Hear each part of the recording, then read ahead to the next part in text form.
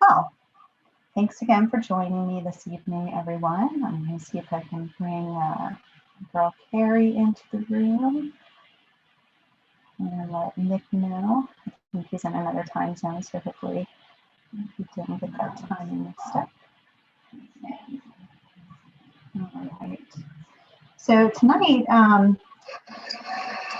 hi Nick, how's it going? I'm doing good. How are you? Good, thanks. Glad to see you. Well, I'm trying to get to a quiet area right now, so okay. Any background noise. Yeah, no worries. Yeah, that's the great thing about Clubhouse is you can kind of be doing it with pretty much anything else that you got going on and just kind of shut down your mic when you have a little bit of loudness, but that's great. Well, thanks so much for joining us this evening. I know we've got a few people in the room. I'm going to take a quick moment and try and invite some more people in. I'd love it if everybody in here could do the same thing. If you know anybody that should be a part of this conversation or listen in or might have some value to offer, please go ahead and invite some people in. And I guess I'll talk a little bit about myself, just to give a quick introduction for anybody that might not know me. I'm Marlena Dates. I run REI Live Orlando with my husband. We do some coaching. We're primarily wholesalers, but do a lot of different strategies.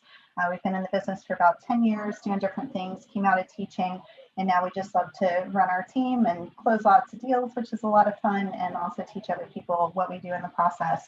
And one of the great things that I've been doing this year is networking a lot more with people across the country. And I'm very grateful to be connected with Nick recently and finding out that he is the nation's largest nationwide wholesaler. And, you know, we got a chance to talk with him last week and just, he's got so much great value to provide. So I wanted to invite him to come and have a nice chat with us this evening. So thank you all for showing up this evening to join in on the conversation and listen in.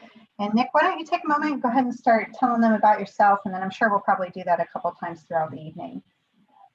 Yeah, no, I appreciate you having me on. So my name's Nick Berry. Today, for you guys that don't know me, I live in Austin, Texas. I'm actually moving to Miami next week. I have a large team here in Austin, and I've kind of grown to the point where I just get in the way now when I'm in there and messing with the day-to-day. So, you know, unfortunately, I'm in a position where I just got a large house in Miami. We have you know, a great team here in Austin, so I'll be traveling back and forth to come see them. But started from, you know, humble beginnings, you know, got into real estate wholesaling, probably for the same reason a lot of people do is, you know, they don't have a lot of money, you know, when they're getting into the business and they're trying to bootstrap their way into real estate. And so, you know, that was my story 7 years ago. I had, you know, I think $5,000 to my name.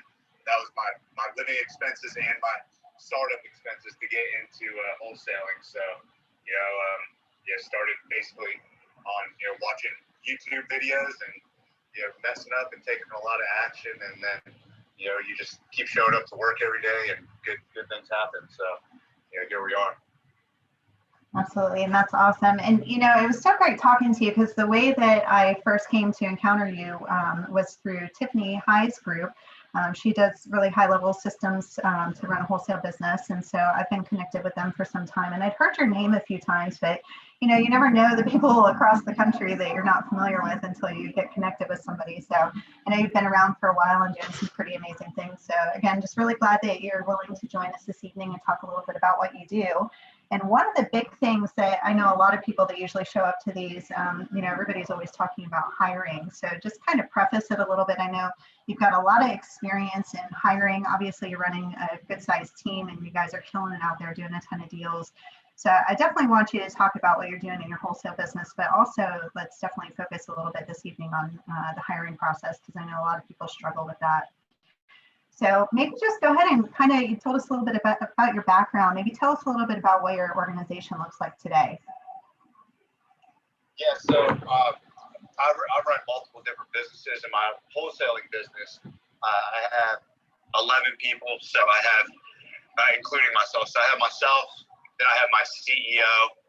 Then I think right now we have either 5 or 6 acquisitions, and then 3 dispositions, and then my executive assistant. So that's what my team looks like right now. We're growing. You know, we're at the point where, you know, we are actually hiring more dispositions. So that's a good thing. We're probably going to be running on another dispositions, not next week, but the following week. So I'm looking forward to that. But, I've learned in this business, not to grow too fast. I made the mistake in 2017, 2018 of growing too fast. And, I was like, hey, look, things are working okay right now. It's time to just scale marketing, start hiring people. And it didn't turn out so good. So what I've learned in this business is it's about hiring the right people and laying one perfect brick at a time. Because if you don't, what ends up happening is your expenses go through the roof. And yeah, you'll be doing a lot of deals, but from my personal experience, it looked great on Instagram, all the deals that we're doing, but when you looked at the net, it was not what it should have been, right? So I had to go in 2019, second half of 2019, basically go from like a 17-person team all the way down to an 8-person team and kind of build it back up, foundationally, one perfect brick at a time. So I've had some, challenges and growing pains. And, last year was, despite the pandemic, our best year. We doubled revenue from the previous year, and we're able to 3x our take home. So profitability, which is what matters at the end of the day, is how much you bringing home to, your family after taxes and things like that. So, it's been a ride. That's awesome. And, I just want to let everybody in the room know, if you do have any questions as we're talking here, please make sure to raise your hand, because we'd love to have you up here and have you engage in the conversation with us. And also go ahead and hit that plus button in the top, or in the bottom right hand corner, and invite some people into the room. We'd love to get this room really growing, and we really need to leverage everybody in here to do that. So just hit that plus button, invite anybody that might benefit as being part of this conversation or just listening in. Now, Nick, I know obviously you've had some growing pains over time, as you were just talking about, and I personally find that those times really exciting. So maybe what are some of the things that you have learned through the process of having to kind of reconstruct things and having those growing pains and learning those lessons? What big things kind of stick out to you that probably everybody will need to go through and understand? Yeah, can you guys still hear me okay? Yeah, you're good. Okay, perfect. Yeah, no, so, what I really learned was, with wholesaling in general, like the marketing and the lead costs are higher than most businesses, right? It's not like we're getting $5 leads in this business. We're getting, 50, 100, sometimes $150 leads. And so what I've learned the hard way is B players do not cut it. So, good players don't cut it. You need like excellent salespeople in order to make sure that you're going to capture the margins that you want. And I know a lot of people have a tough time hiring and recruiting top talent because, whatever it is, their pay structure, or they just don't think that it's some sort of mental block to hiring the best people. But that's something that, I had to learn was, only hiring rock star talent. Like I told you, I had to go in and basically fire half of my team in order to get my margins up, because the B players will end up costing you hundreds of thousands or millions of dollars, and not just wasted marketing, but lost opportunity costs. So that deal that your A rock star guy could have got, your B player is going to miss out on. So you extrapolate that over, the course of a week, over a month, over a year, you start adding that up, and I see it right in front of my eyes. Like a hands down deal that I know, one of my top guys could have got, it would have been a $70,000 deal. The B player fumbled on it, and it didn't work out. He lost it to, saying something stupid or to a competitor. And this was just happening over and over, and it just clicked. Like, man, I am losing so much money. So B players in your organization will kill your margins, probably run your business into the ground if you allow that to stick around for so long. So that's really the key in this business. If you have good lead flow and amazing people, you're going to end up doing very well. Your systems and everything can get tooled in, like you can continue to dial those in, but it comes down to good marketing and phenomenal people. That's 80% of this business. If you nail those two things, you'll make money. No doubt in this business. You'll make a lot of money. So just some food for thought. That was, some of the lessons that I've got to learn the hard way. Yeah, and I think so many people do really struggle with hiring. And, I've had to learn a lot in recent years. I've had some really great hires and some others that, like you're saying, it just kind of drags on your organization. It costs you a lot of money. And even sometimes if you think it's going all right for a while, you got the wrong person in there, it can really drag things down. So, and, I connected with you primarily first because I was really interested in your approach to hiring. Of course, I've learned so much more about you and other things that you do since then.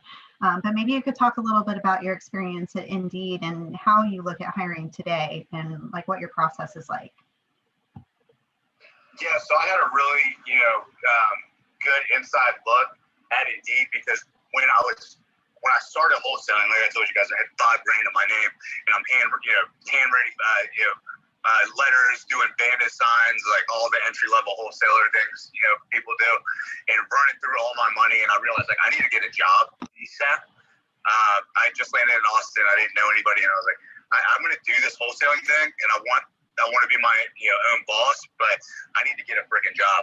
So I ended up getting a job at Indeed doing inside sales there, which was a phenomenal experience for me. I didn't know it at the time, but it really helped me in this business because in addition to the income I was making almost $250,000 a year working there as a senior sales rep, and then I was able to take that money and funnel it into my wholesaling business. But I got to speak with Fortune 500 HR professionals, like vice president of HR for Caterpillar and American Airlines, and all these top companies who have their systems so dialed in. And I was just really picking up on how are these world-class organizations hiring and retaining top talent. So from doing that for 2.5 years, it gave me an inside look on how top companies hire and retain top talent.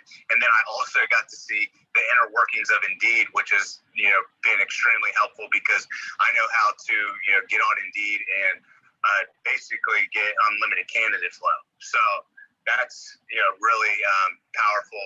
When we're hiring, we'll spend $30 and get 250 applications, right? So those are the kind of results that we get when we're looking for candidates, and it makes it really easy as long as you have your hiring process dialed in to get people, top people hired in seat really quickly. So that was kind of my elevator pitch for Indeed and what it's done for me. And I'm happy to talk about what our hiring process looks like, or go into whatever you want to talk about. I'm an open book, so if any of you guys have any questions, don't hesitate to ask.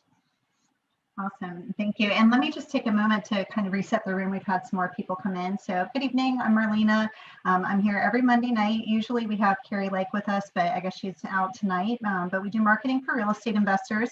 And we're always trying to bring on somebody that, is kind of a specialist in their field, or they're doing something really big in their business, so that, we can pick their brain and have everybody have an opportunity to have questions and provide some value for anybody that wants to listen in. So thank you so much for joining us this evening. We have Nick Perry with us, and he is a nationwide wholesaler and runs a pretty extensive company there, doing a lot of deals on a monthly basis. And they do pretty much all PPC these days. Is that right? You got away from everything else? Yeah, we stopped doing telecommunications back in like 2019 just because it didn't really make sense. I mean, the quality of leads that you get online results in a much better conversion rate. When we're doing SMS, RVM, cold calling, we're closing 1 in 40, 1 in 50, right? And then in PPC, we close 1 in 12 to 1 in 15. So you got to think about it. If Marlena, you're running RVM, SMS, and cold calling, and it takes you have to go through, talk to 40 people to get a deal, and my guys only have to talk to 12 people to get a deal, I'm going to do 2 to 3 times more deals than you. Yeah, absolutely. Right? So, that, and then, I've been pretty fortunate, being at Indeed as well. Essentially, Indeed is a pay-per-click advertising platform. So I got really good at managing campaigns, which translated into Google. And so we do pretty good with running Google PPC ads all over the country. Awesome. So I want to just kind of point that out to everybody. So between Indeed and PPC, Nick really has a lot of great experience, both, from the insider's perspective and understanding how some of that stuff works for Indeed, but also in PPC, it is really very much the same type of thing. So I can give a quick example. I've used Indeed many times, and sometimes it's worked better than others, but I did not understand the principles that I've since learned from Nick. And since I've been applying them recently, I've been getting a lot better leads when I'm trying to hire. So, I really want to encourage you to really dig into this conversation with us, because Nick has a wealth of information on these types of marketing things, and I mean for hiring and marketing as well. So please pick his brain while he's here, because he really understands his stuff. And again, he's running a very large wholesale business. So if you have any interest in wholesaling, or you're already running a wholesaling business and you're looking to scale, then he definitely has a lot of great information to talk to you about this evening. And I saw we had Liana come up on stage. Hello, Liana. It's good to see you. How are you doing this evening? I'm good. How are you? Good, thanks. Did you have a question, or do you want to just offer something? Yeah, no, I do have, well, I will echo that everyone should be picking Nick's brain, because I've been on a few calls with him and Dan Swartz, and he is an open book and he knows a lot. So it's cool to learn with him. But I wanted to ask, I don't do PPC, but I definitely see the benefit in it, and I wouldn't even know where to start learning how to do PPC. Where's the best place to go? Yeah, so I get just hammered with PPC questions all I could imagine. Right? And so it got to a point where Brandon was like, look, man, we need to just lay all of this out into a portal. And so we did. Then we ended up actually creating a entire training portal, not just for PPC, but literally every department in our business. And we just laid everything out into a online training course, broken down into granular detail. And then I said, look, Brandon, we can lay everything out in the course, but I'm not putting my name on the line for a course unless we're actually going to be getting people results. So, we're actually going to have to, jump on calls with these people, right? And he's like, yeah, let's do it. Let's make an entire mastermind out of it. So we actually created the 7-figure cartel, and it's not for rookies. It's not for people that are, just dabbling in real estate. It's for people that are already doing deals, that are looking to, not only master PPC, but be able to grow from, that, 1 to 8 deals a month, and then to a consistent 20, 30, 40 deals a month. That's really where I found my niche in helping entrepreneurs, is taking already successful people and then getting them to that next level. That's very easy for me. And so we created the 7-figure cartel just for that, where we are literally like an open book, and we're jumping on calls with you every couple of weeks to make sure that you're implementing everything to perfection, that we can get fast results. And obviously, like I said, I'm putting my name on the line for it, so I want to make sure that it's legit and everybody's doing well as they've invested into the cartel. Yeah, that's awesome. I think I heard you talk about that a few weeks ago, so we'll certainly check it out. But, yeah, that's awesome. Yeah, to circle back on your question, this is the problem, is I've outsourced my PPC to every agency you could imagine. If you know a real estate investment PPC agency, there's a good chance I've probably used them. And every single time I've ever outsourced to an agency, I've had to pull it back in-house and just take the reins myself, because it's always been a disaster. I've got a standing bet out there for any agency. If they can beat my campaigns, I'll give them it's a $10,000 bounty. They can beat my campaigns, and if any of you guys know anybody that might be able to beat my campaigns, $10,000 bounty. I will pay it. I'm still in search of it. I've never found a good agency to manage my campaigns in this business, so I just had to do it myself. So that's I teach it now to other entrepreneurs, but that's kind of the reason I still have it in house. I think I'll just take your course and just learn it from you. I'm confident that you know what you're talking about. For sure. I appreciate that, Nick. Yeah.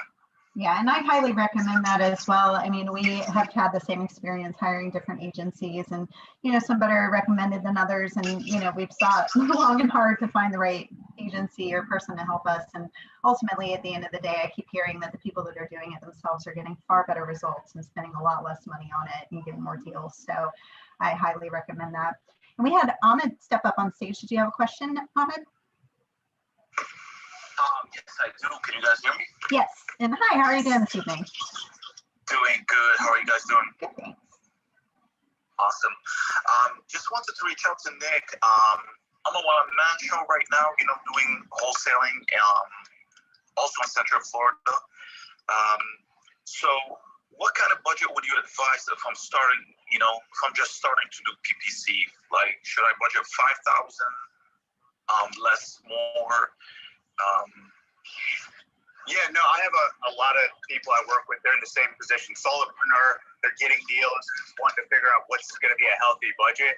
And I think 5,000 is a healthy budget. I say no less than 3,000 because it's just going to take too long to really start to know what's going on in your campaigns. And what I mean by that is that you got to have statistical significance within your campaigns to make meaningful changes. So with 5,000, you're going to see traffic, you're going to see leads, you're going to see all these things, and it's going to allow you to optimize much faster. If you're doing less than 3K, it's just going to take way too long to really get it dialed in. Got it. You said earlier that you guys close one deal out of, or you get one deal under contract from 12 to 15 leads. Is that right? Yeah, it just depends on the week. It fluctuates, I track it weekly. But 12 to 15 is where it's usually at. If it's over 18 or something, I'm like, what's going on? Or but those are metrics. Yep. So how do you guys compare the cost of PPC? Because you said I'm a one-man show, so if I'm getting 12 to 15 leads, I'm closing 3 deals a month. That's excellent. I don't have any overhead. I don't have VAs or, if I want to do text blasting, cold calling. But doesn't the cost of PPC is 2 or 3 times more than RVMs, SMS, or cold calling? Not for me, because I do it nationwide. So whenever you're running PPC nationwide, you're going to get a much lower lead cost than if you're running regional specific. If you're just running in a couple markets or one market, your lead cost is probably going to be $150 up to $400 if you're in a super competitive market. But because I run nationally, my PPC lead cost is $30 to $35 a lead. Got it. I know that you mentioned you guys go into details into PPC into your 7-figure cartel, right? Correct. Yeah. How long does it take to learn PPC? I'm not a techie guy at all. Right. So, I speak in all the videos the same way I'm speaking to you guys right now. It's just me showing you my campaigns, logging in. But I don't have any technical experience. I can barely put a PowerPoint together, Right. So, you're not doing. You just need to learn the fundamentals of it, and you'll catch on pretty quick. All of our members are already crushing it right now, and we've only been doing it for a month and a half. Right. Oh, I do have some experience in Facebook ads doing sales funnels, so I don't think it's a problem. Yeah. If you can run Facebook ads, you can run Google ads. Beautiful. Yeah. All right. In terms of hiring, who do you think the first hire should be? And after, should I budget, if I'm making 20 or 30K a month, should I, start hiring? What is the perfect time? Yeah, the natural progression of, going from solopreneur to building out a team, usually you're doing everything right now. So I can only imagine, you're probably working 15, 18-hour days sometimes. Yep. So, you're going to be slammed, doing every role into the business. And what's going to happen is if it hasn't already happened, so far is, you're trying to keep all the plates spinning and things are slipping through the cracks, right? You're not following up with your leads the way you're supposed to, or, your marketing's starting to mess up, or dispositions. You're trying to keep so many plates spinning. So the first hire is usually always acquisitions. It's somebody to come in there and sit there, alongside with you and actually start locking up deals. next to you, right? So they're kind of splitting up the leads, and then you're not completely handing over acquisitions to them, but you're giving them a few leads to start out, allowing them to do follow-ups and things like that. And then as they prove proficient, then they start to take on more responsibility in acquisitions, which allows you more bandwidth to go run other departments. Your marketing, your finance, your dispo, all that stuff. And then you're still going to have to do some acquisitions probably until you get a second acquisition hire. So after you get that first one, then you usually have 2 acquisitions running, and then you're kind of overseeing them and doing dispo in the other departments in the business, and then it just kind of builds out from there. But that's the natural progression of kind of what's on the horizon for you. Got it. Awesome. Last question. What do you advise in terms of the pay structure? Do you pay only commission? Because I know you hire A players, so that's what I'm looking for as well. You got to pay the salary, man. I did the whole commission only. It's salary plus commission is what is going to allow you to hire and retain top talent and get people incentivized to work. Because if you do the whole commission only thing, it's just a scary place to be for a lot of people. And so we pay a lower base, right? We only pay a $2,000 a month base. So for our employees in the company, and then our acquisitions, they make 6%, and they do high volume though, right? So our acquisitions, they're locking up 4 to 6 contracts a week. Wow. Per rep. Yeah, that's awesome. How long does it take you to vet an acquisition? Like if he's underperforming or overperforming, does it take you like 2 weeks, a week? Yeah, so, we know within like the first 30 days if they're going to make it or not, really within like the first couple of weeks. But before we even bring them on, it's always at a 90-day probational period, and they have to, my CEO can tell you better. I don't know what the exact metric is now, but they have to hit, it's either a certain number of contracts or a certain amount of projected profit in order to get through their probationary period. So you just want to have clear-cut metrics for them up front when you bring them in. So you're not really taking that big of a risk. A lot of people are like, oh, I'm scared to hire salary people. But what are you really risking? If, they underperform, you cut them within 30 to 60 days, you're only out, $2 to $4 grand max. That's your max risk exposure. If they do great, then you're wildly profitable on that person. So it's not really a big risk or a bet to bring somebody on and pay a $2,000, depending on your market, $2,500 a month base. Right. All right. Thank you, Matt. Thanks a lot. Appreciate it. Absolutely. Yes, sir. Yeah, thanks, Ahmed. And, I think this is a perfect time to kind of transition into maybe having you explain a little bit about your hiring process, because obviously if somebody's trying to hire the A players, what's the best way to go find them?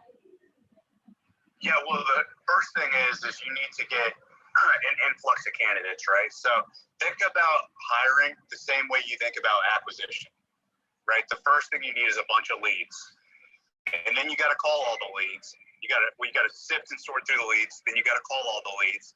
Then you need to figure out if it's a deal or not, right? It's very similar in hiring. So we use Indeed primarily, and we've got ways to be able to get, like I said, a ton of traffic on Indeed. So we'll post our jobs out on Indeed. We'll start receiving all the traffic coming in, and then from there, we'll reach out for a phone screen. And let me preface this: we don't do any of that. All of this, the whole top funnel is outsourced. So my executive assistant, I'll just tell her, hey, look, like I just told her on Thursday, hey, we need dispo. She'll pull the dispositions ads, get them live on Indeed, make sure we're getting enough candidate flow. Then when the candidates start coming in, she's picking up the phone and doing a phone screen with all these candidates that fit the resume criteria. So she'll do all the sifting and sorting through the resumes, call these people, and if they pass through her phone screen, then they're set up for a Zoom call with Brandon, who's my CEO. So Brandon will do a Zoom interview with them.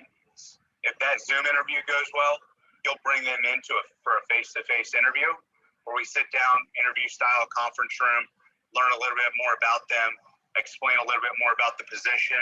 And if that goes well, we take them right from that conference room and bring them into our sales pit for an actual practical phone interview where we spring it on. We say, hey, next step is we like to get people on the phones just to show them how it works, make sure they can hold a normal conversation with people. We're not asking you to close a deal. And they'll come into the office, with all my other acquisitions, and we'll hand them a script, and we'll actually make them, call some of our older leads until they get somebody on the phone, and just, watch how they perform. So we look at all kinds of different things, not just how do they follow a script and how do they conversate, but is this person nervous? Like, does it take them? Do they have a tough time following directions? Right? How is their, computer literacy? You would be surprised. There's a lot of millennials that don't know how to use a laptop. It's crazy. So we look at that, and then if that goes well, we'll introduce them to the guys in the office, let everybody kind of get a general feel for them, and then we send them home with their career assessments. So we give them two career assessments. We give them the Tony Robbins DISC test, and then we give them the Hexaco test. The Hexaco test, these are both free tests. The Hexaco test is going to tell you the intangibles that like a DISC test won't, like things that you want to know that are very important. Like, is this person a compulsive liar? Right? You probably want to know that, before you're hiring somebody. So we give them that. It tells you like how socially bold they are. Do they have like, underlying anxiety issues? It gives you a lot of things that just a basic personality test isn't. So that's a takeaway. Go take the Hexaco yourself. Put your spouse through it. It's pretty insightful, and then give it to all your employees. Once we get their test results back, if their test results look good, they checked out through all the interviews, we'll actually invite them for a final round interview. And usually I'll get involved in this one, bring to lunch with this candidate, or coffee, or happy hour, one of the three. He'll schedule something on my calendar where I'll actually, me, Brandon, myself, and usually one of the department heads within my acquisitions or dispositions will go out with us, and we'll just loosen up, have a normal conversation. It's usually not grilling them about anything, but we just want to see how they interact in public. Usually when you get people outside of the office, they kind of take off that interview hat and they loosen up a little bit more, and you can really see them without like their interview face on. So that's really important. And if that goes well, then usually we're moving to the offer phase, where Brandon will reach out, offer the position verbally over the phone, and then send a DocuSign with an offer letter to seal the deal with their start date, their pay, and all that stuff, and then we get them started after that. Love it. And thank you so much for sharing all that. And, I heard multiple times in there, you're talking about like having your sales floor and like everybody's there in one place. So, just what would you suggest for somebody that maybe is working out of their home and they really do want to get started with hiring somebody and having a team, but they don't have an office? Like, what would be your first steps for somebody? Yeah, I mean, if you don't have an office, if you don't want to get an office, that's not the way you're trying to design your lifestyle. You can make it work, but you need to make sure that you're doing. You don't have your employees out on an island. Like, you guys should be doing daily huddles, hell or high water. It needs to be recurring, scheduled on the calendar.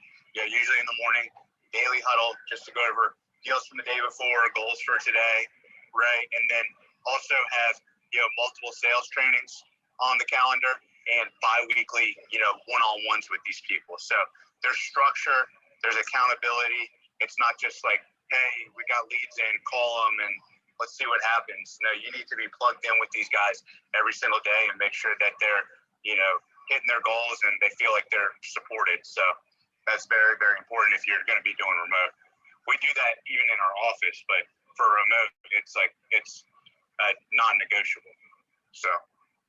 Absolutely. And I see so many people when they first start hiring, they're like, well, I work just fine on my own. And they don't realize that people really do need a lot of connection to really, have both the morale and the culture going on in the actual organization. But, just to celebrate the wins together, I think it's so important to get together and talk about what's going on a regular basis.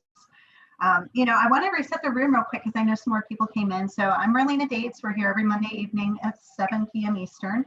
And we try to host a new person each week to talk about what they're doing in their business or if they have some sort of expertise in marketing. So tonight we have Nick Perry with us, and he is the largest nationwide wholesaler. They're doing, I think you said, between 4 to 6 deals per week per person on your team. Did I get that right? Yeah, we'll pull anywhere from like 15 to up to 25 contracts a week. So it just depends, on what's going on. Like last week we got 17. So That's freaking insane. It really is. That's awesome.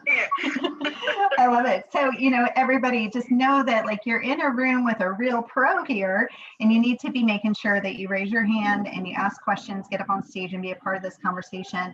No matter where you're at in your real estate investing journey, whether you're trying to do something other than wholesaling or you're trying to grow in what you're doing with something like wholesaling, you really need to be asking questions because there's so much value being provided here just in terms of how would you structure a business? How do you run a team?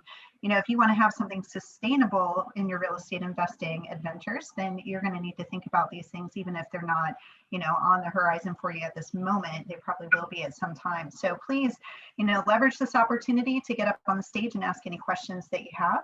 And also hit that little plus button in the bottom right corner, and please invite some more people in because we would love to have more people come and be a part of this conversation. But Bob stepped up on stage. Hello, Bob. How are you doing this evening? I'm doing great. Thank you. Good. Well, Appreciate you having me on. yeah, no problem. Did you have a question or maybe something to add value? Yeah, so interestingly enough, I wanted to ask about the hiring process before. So I think we established that pretty well. Two quick questions. First is, can you talk a little bit about the difference between mentality and mindset of what you're looking at when hiring acquisitions versus hiring dispositions? And then the second part to that is, I feel like oftentimes the business owners, especially in a smaller organization, really want to hold on to that dispositions role very long because there's always this fear of giving up who their investor list is, and at what point, is that the right time? At what point should you turn that over to an actual dispositions agent? Yeah, those are both great questions. So in terms of mindset and mentality, they're very similar for acquisitions and dispositions. You're looking for somebody that's got a growth mindset, that has, goals for themselves, that's living right. You don't want somebody that's, goes out, clocks in at 9, clocks out at 5, and is watching Netflix the rest of the night and, eating Pringles, right? You want somebody that's, excited about their life. They got, good goals. They got a good head on their shoulders, excellent communication skills. Dispositions, organization's a little bit more important, especially as you have a ton of properties. You want to see somebody that's a little bit more organized. Acquisitions, it's a plus if they're organized, but that's not something that's going to DQ them from the job. Of course, they need to manage a pipeline, but dispo, you want somebody that's a little bit more organized, but confidence is key on disposition because when you're dealing with buyers, if you're not confident, they're just going to eat you alive. If they're not confident and a buyer comes up with a seller, which it always does, and they can't handle it tactfully and think on their feet, they're going to lose the deal for you. So you need somebody that's got confidence coming into the job. You don't want to try to train confidence, especially in dispo, but it's going to end up costing you. And then with regards to when do you give up dispo, I never really thought about it that way, like, oh, somebody's going to come in and steal my buyer's list. I have non-competes and non-disclosures and things like that.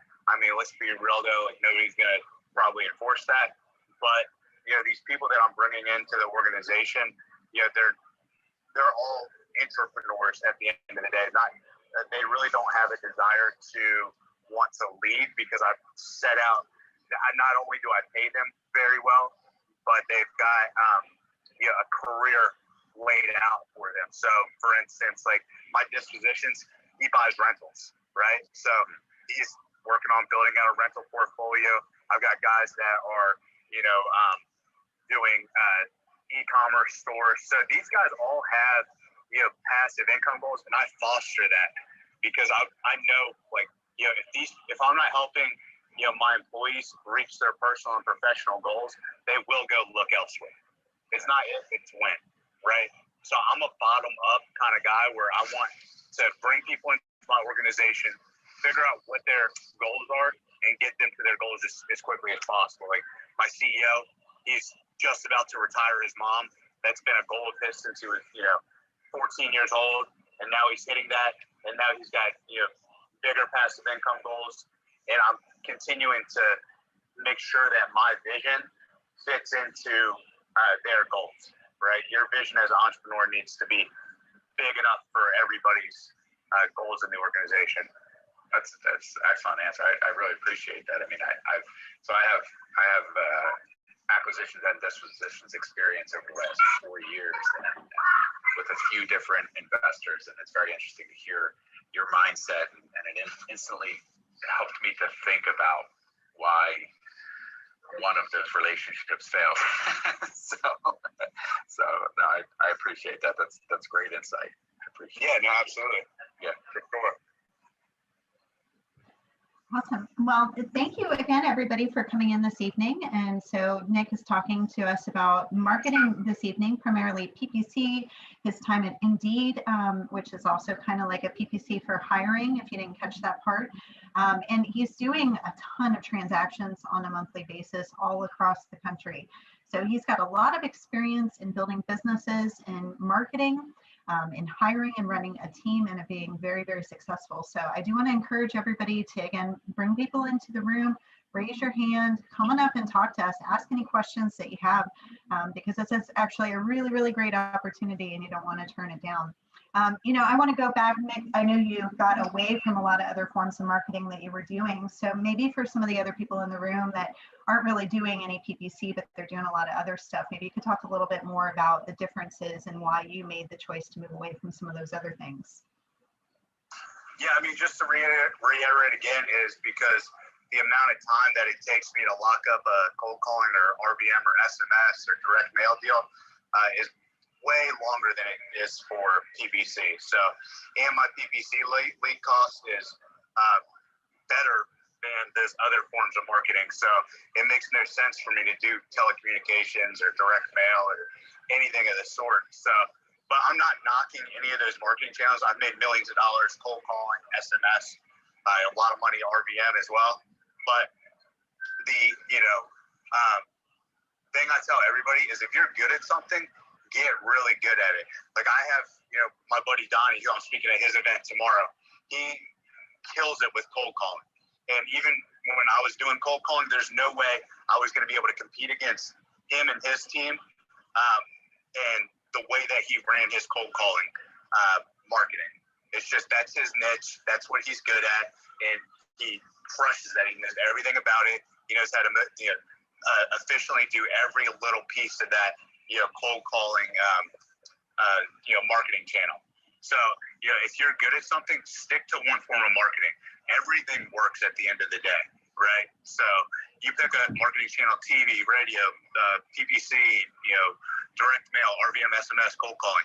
It all works. But pick a lane. What resonates with you? What are you good at? And get really deep and really good. And be an expert at it.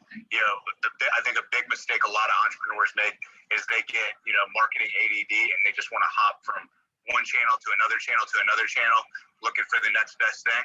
And it ends up hurting them when they should have just stayed focused and dialed in what they had. I think that's so true and so important. So anybody that is kind of newer in what they're doing with real estate investing, we all have to market in one way or another. I mean, you can even network to market. I mean, there's different things that you can do. But the point is, whatever you're going to do, you need to really master it and really go like full-fledged into that thing and get the results before you worry about trying to do something else. Because what Nick said is so true. So many people will start one thing and think they're not getting the results fast enough, or they don't really understand what it's going to take to be able to get the results, whether it's the volume or the time frame or what's going to be required of them to manage the leads. And, a lot of times they'll trail off and try to go do something else thinking the first thing didn't work. But the truth is they all work. Now, granted, one or another may be better for you and for your lifestyle goals and that sort of thing, but don't ever let yourself just meander from one thing to another, because that's a really quick way to waste a lot of money and not really get any results. So I just want to open it up again. If anybody has any questions in the room, whether it's at a beginner level or a more advanced level, there are plenty of people in this room and on the stage that I'm sure could answer questions. So it doesn't have to be specific to Nick and his business. If you do have any questions about anything in real estate investing, we'll be happy to answer them as well. And, Nick, I want to go back to you because I thought, and I could be totally wrong about this, but I thought I heard your name associated with starting to buy up a lot of rentals. Am I mistaken, or is that something that you do as well? I own a lot of trucks, but I don't own a lot of single family rentals, and I'll tell you why. It's because, for me, I never got really excited about like a $3 or $4, $100 a month cash flow. And I know there's appreciation in certain markets, but it just didn't really attract me. I'm wired a little bit different. So I own a bunch of 18-wheelers. I'm buying a dump truck later on this week. So the reason I like those is, I'll spend, $30,000 on a truck, put $5,000 top of the line warranty on it, and then net after all my expenses, I make $3,900 a month per truck on a $35,000 investment. So, and I lease my trucks out, so I don't have any headaches with dealing with drivers or fuel or anything. It's all completely passive. I don't know where the hell my trucks are. I haven't seen my trucks in months. So, I love, for, monthly, it's actually weekly cash flow. So for, recurring cash flow, I do that. I have a bunch of the e-commerce stores. And then my next project I'm most excited about is I'm taking one of my acquisitions when I moved to Miami, and we're starting our commercial division. So, I feel like we've done a really good job at single family, and now I've kind of scaled my way out of the single family business. It's time for me to really step up, and I want to use the skills I've learned over the last 7 years and go in and dominate in the commercial multifamily space. So I'm really excited about doing that later this year. Oh, that's awesome. I had no idea that that's what you're doing with your trucking business. That's super cool. I wish I'd asked more about that before. I had no idea you can make that much money doing something like that. Yeah, that's I mean, it's higher risk than a house, right? Sure. Yeah, the truck could explode tomorrow. You know what I mean? So, and it's a depreciating asset. It's not an appreciating asset. The trucks will last you 5 years, but the truck's paid off year one, and then everything on top of that is, all, profit. So. Yeah, that's super cool. Yeah, so that's why I like them. It's not for me, it's not a long-term cash flow play. My grandfather's probably the wealthiest guy I know. He owns 250 dump trucks up in the Northeast, and so I was already as a kid growing up, I knew trucks made money, so that's kind of I got into it on my own. I didn't ask my granddad for any advice or anything like that. I literally took a trucking course and got into a trucking mastermind, and then figured it out from there. That's awesome. And, I want to point that out to everybody in the room. Like, it's so important to make sure that you seek out the people that understand how to get you where you want to go. And just because you know somebody doesn't mean they're necessarily going to teach you or be the best teacher or even want to be involved in trying to help you. So, make sure you're finding the people that know how to do what you want to do, and, do what you need to do to get into their program and learn from them, because that'll shortcut your results and your success in a way that trying to figure it out on your own may not do. Not that you can't figure out stuff on your own, but definitely if you want a shortcut, then that's the best way to do it. And I wanted to ask too, so you're moving into multifamily, and do you have a size in mind of what you're looking for? Yeah, so for us, we're looking at mobile home parks, multifamily, 32 units and up. So that's our criteria right now. And then we're nationwide already in our single family business. So I'm going right into nationwide and commercial. So I'm ready to spend as much time, energy, and money as I need to, because I don't want to just be like, oh yeah, you're a big wholesaler. No, I want to be the best real estate investor of all time. That's my goal for myself personally, is when I'm remembered, damn, Nick, he was the best real estate investor of all time. And so that's a lofty goal for myself. That's a 25-year vision, but I feel I'm only 32, so I feel like I can accomplish that. I love it. Wow. What kind of multifamilies are you looking for? Like value adds or? Yeah, all value add. So, apartment complexes, mobile homes. I'll even look at, industrial. Really, if it's value add, it's all about the numbers. So, I'm not niching myself into one asset class. Like, you look at Chris Root and Tim Bronson, things like that. I know guys that are, doing great, because we're going to wholesale it first, and then, keep them as we, build our network and become super proficient at it. And we'll start raising a ton of money and things like that. But, for the short term, just to get in, I'm going to do it the same way we built the wholesaling business. That's really exciting. And I wanted to ask. I might send you a couple. I have a couple value adds in. I forget. I think one's in Indiana. I forget. I'd have to look, but I'd love to take a look at them. That sounds good. Yeah, and I wanted to ask Nick if you could just let everybody know whether they might find a deal that you might be interested in. How would they contact you, or vice versa? If maybe they want to get on your wholesale list and buy from you, how would they contact you? Yeah, I mean, if you got like a multifamily deal, or you just want to connect with me, Instagram's probably the best way. So Instagram's just Nick Perry REI, and then if you want to get on like my buyers list, you can go onto my website where a lot of our deals are posted. It's called Cash Deals, which is plural, so cashdealsconnect.com, and you can sign up for whatever area or region you're in, and then you'll get notified, when we have a deal in your area if you're looking to buy something for fix and flip or rental or anything like that. Awesome. And Nanda, I hope I'm saying that right, that you stepped up on stage. How are you doing this evening? Hi, I'm doing great. Thank you for inviting me, Marlena. Hi, Nick. Hi, everyone. I'm here in Central Florida too, Marlena. And Nick, I have a question about your disposition teams nationwide. I see how it is easy to acquire property all over the country, but how is it to dispose, to do the disposition of those properties as a wholesaler? Do you work with other wholesalers, or do you have like a nationwide buyers list? How do you do that? So we don't work with other wholesalers, but we do have a nationwide.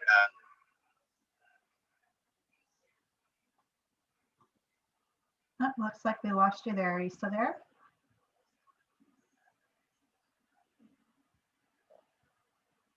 Can you guys hear me? We can hear you, yeah. Okay. Yeah, I can hear you, but we lost Nick, I think. Maybe he got a phone call or something. Yeah, Nick, can you hear us?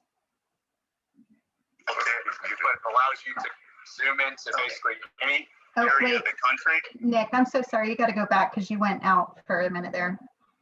Sorry about that. Yeah, so the main way that we're disposing of our properties now is we use a software called Investor List. And what it does is, really smart guy, built it, went to Harvard, built and scaled other software companies. Anyway, so he built the software for real estate that allows you to zoom into any area of the country, any small town, whatever, and it'll pull up the LLCs, the registered agent, and the registered agent's phone number, and it'll show you what properties they flipped, what they bought them for, what they sold them for, the dates they bought them, the dates they sold them. And so my guys now, rather than having to blast out a property to my buyers list, which could take, hours to, complete a blast, they've been getting rid of our properties, just reaching out to the registered agents of these LLCs and, getting them on the phone and, telling them, hey, we got a deal. So 70% of the time, 75% of the time, we're able to just move our deals that way. And this is kind of a newer thing. Like, we just started doing that like early last year, and that saved us a ton of time and energy on dispo, because we used to say if we got a deal there in Orlando.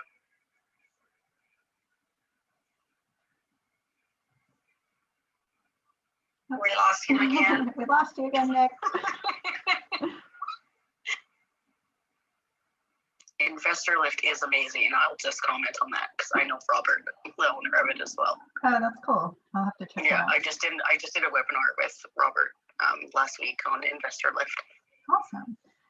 Hey, Nick. It's freaking amazing. Hey, Nick, are you back? Can you hear us? Yeah, I can hear you guys. Okay, so we heard up to Orlando and then it cut out. So you got a deal in Orlando. Yeah, if I got a deal in like Orlando or something like that, I would blast out to all my buyers in Orlando, and my dispo would have to spend hours fielding all the phone calls and text messages and things like that.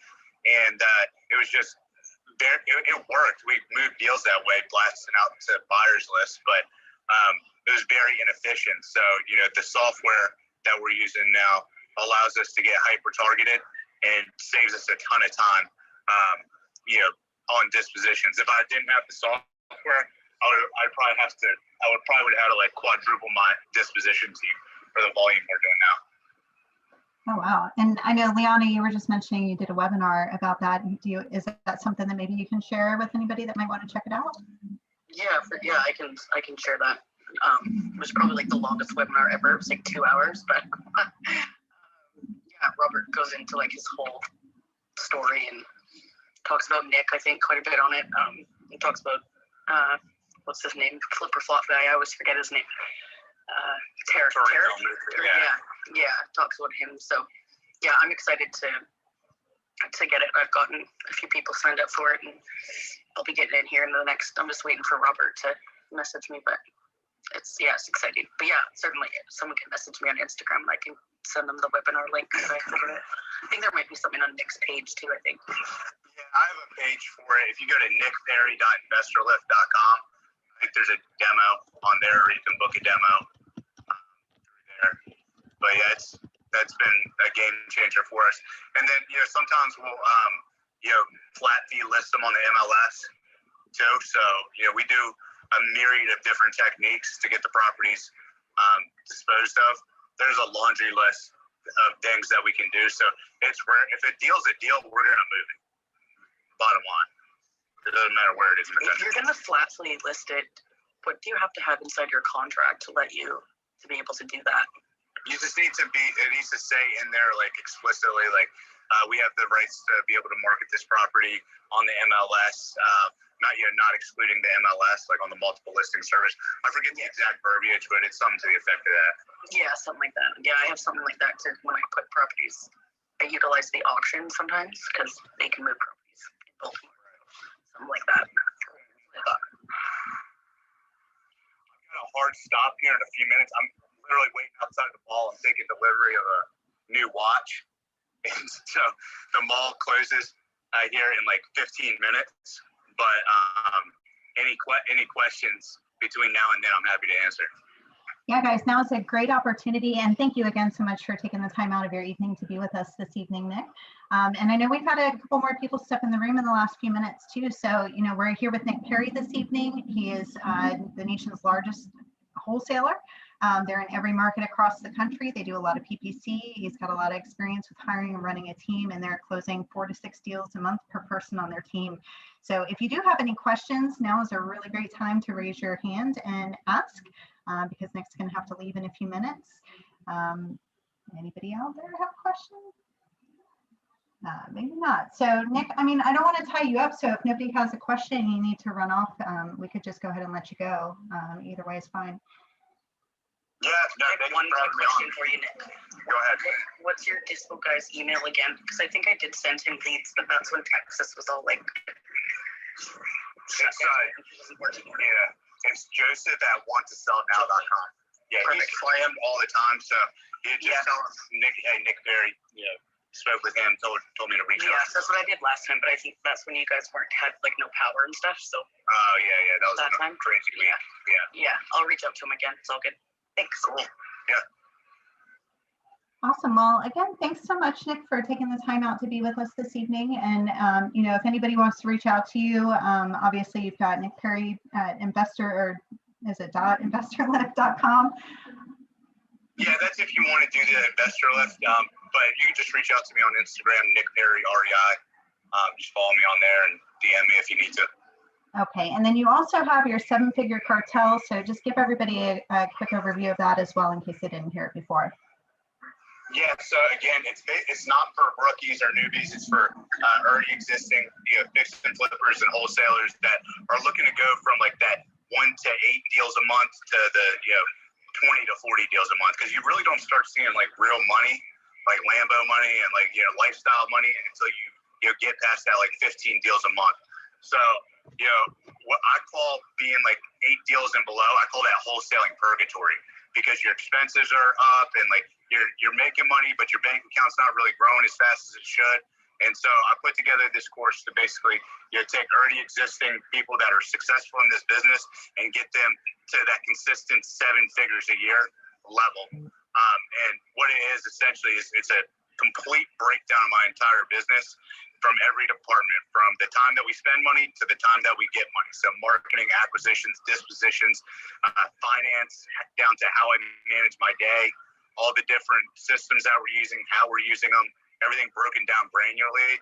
And then I never wanted to just like put out a course because it just feels scammy to me. I said, if I'm going to put out a course, then I'm actually going to make sure that the people in there are successful. So it's a bi-weekly mastermind is really what it is. The portal and the course basically give you my entire blueprint, all the documents that we use and everything. And then I'm physically holding you accountable every 2 weeks on Zoom to make sure that you're setting your systems up properly. You're making the right moves. You're not making costly mistakes. And we have a members only Facebook group. And there's a lot of hitters that are already in the group as well. So I'm actively in there, basically answering any questions people have. I give people access to my DMs if they need to like voice memo me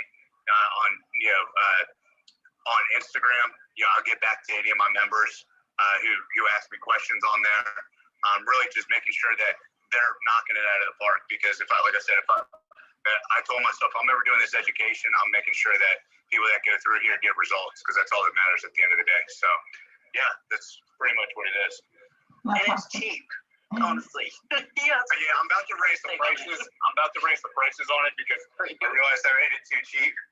The demand is like through the roof, and I want to make sure that I'm able to service everybody like top, like white gloves. I don't do anything half-assed, so I'm probably going to end up raising the prices here soon. But yeah, for right now, it's pretty cheap.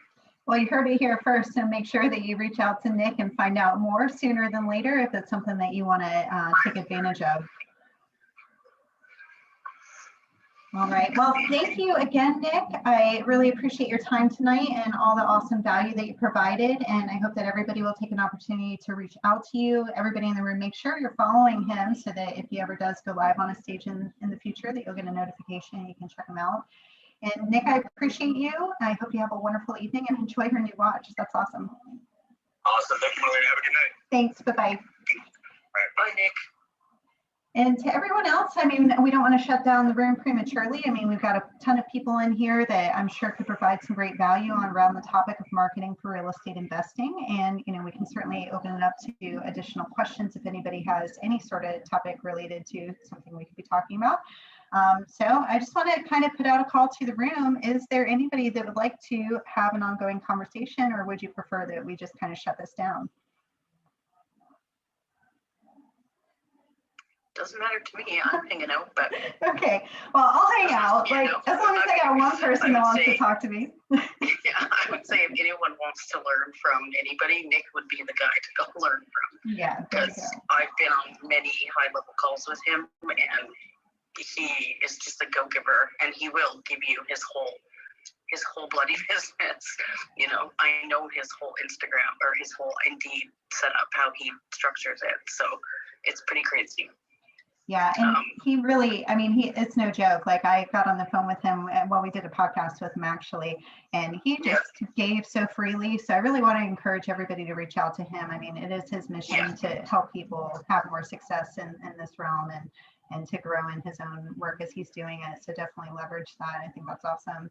And Leanna, I'm so glad that you have a prior experience with him and you could share that with everybody. That's awesome.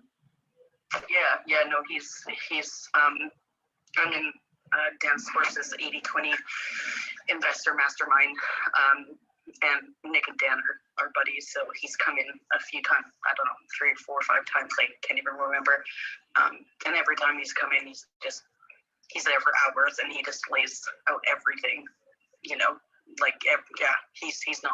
shy to tell people what he's doing and how he does it. Mm-hmm. Yeah, I mentioned earlier I started applying his Indeed practices, and I have just in this past week gotten so many more great hiring leads compared to what I was sifting through before. Yeah, it's pretty cool that he worked for Indeed, and like he knows a lot of how like the algorithm and stuff works on that platform and how to like strategically set it up. So it's pretty cool. Yeah. Yeah, but I've seen him go from like how many employees did he have before, and then he just cut them all, and he has a small team. He's only got like 4 or 5 acquisitions people, I think. Yeah, it's crazy how many deals they're closing for how small of a team they have. But that just goes to show, if you really know how to run a team and run your systems right, you can stay lean and be very mean in the process. Yeah, because I've seen the inside of his office. It's tiny. I mean, he's got a few little desks with his people and a ping pong table, and like he's the ping pong table. yeah, ping pong table, and so I've seen the whole inside of it. And he could talk about his trucking stuff that he's doing, but he's talked about Investor Lift, his dispo team. He's told me, he's like, they freaking love it. And it's going to be a game changer for dispoing properties nationwide, for sure. Like when I saw it, I was the first one to see it before he released it to the public, other than Nick and that had already been using it. Like my mouth dropped on the floor, and I was like, what? Is this seriously what you have, what you built? Like, wow, it's pretty crazy. Well, that's awesome. So I'm excited to get it too. Yeah, I'm gonna have to check that out. I opened it up on my computer here already. Well, since it's us hanging out left in the room, why don't we take this in a new direction, and I'll kind of reset the room, reintroduce myself, and then Liana, I'd like you to introduce yourself, and anybody else who wants to just get up here and just chit chat, get to know each other, tell us a little bit about yourself, what you do in your business. I'm sure that would open up some great conversational points for us all. So real quick, I'm Marlena Dates, and I am usually here on Monday nights with Carrie Lake, but she's got small kids, and I think they're adopting, so she's got some different stuff going on, but I'm here every week. And we try and bring in a different topical speaker each week to talk about their business or their area of expertise in marketing. So tonight we did have Nick Perry, but he had to run. He had to go buy a watch. So that's really, I'm sure, very exciting for him if he's waiting up this late to get a watch. But he's just been sharing so much value with us this evening, primarily about what he does with PPC, focused in his marketing. He made that choice to kind of move away from what he was doing before because he was getting better results with it, spending less money, fielding fewer leads to get more deals out of it. And now their team is closing 4 to 6 deals per person, with a ton of deals. I think he said like 17 this week. So crazy numbers, but with a pretty lean team. And he wants to focus on PPC over everything else. He also utilizes Indeed with kind of a PPC style focus of his marketing for his leads, for his hiring. So we were chatting with him about all that this evening, but I personally run primarily a wholesale business, been doing this for about 10 years. About 5 of it's been primarily wholesale business. And before that, we were doing a lot of one-off deals here and there that were like creative structure.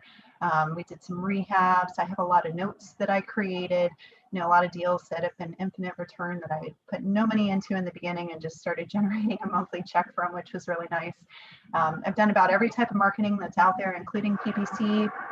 Although I haven't gotten great results with it because I keep hiring other people to do it and I don't know what I'm doing and I'm not managing them and they're doing what they do, and it's just been a really expensive lesson. But we primarily do direct mail, we do some cold calling, some texting, just started TV ads. So, I've got my hand in a bunch of different marketing stuff out there and have quite a bit of experience running a wholesale business and doing other types of real estate investing deals. So if I can provide any value, help anybody out with anything this evening, I'll be happy to do so. But why don't we pass it on to Liana and we'll just keep going on. Whoever wants to raise your hand and come up here, come on up. Sure, I can tell you a little bit about me. Even though I hate talking about myself. So I've been in real estate for actually 2 years now that it's March.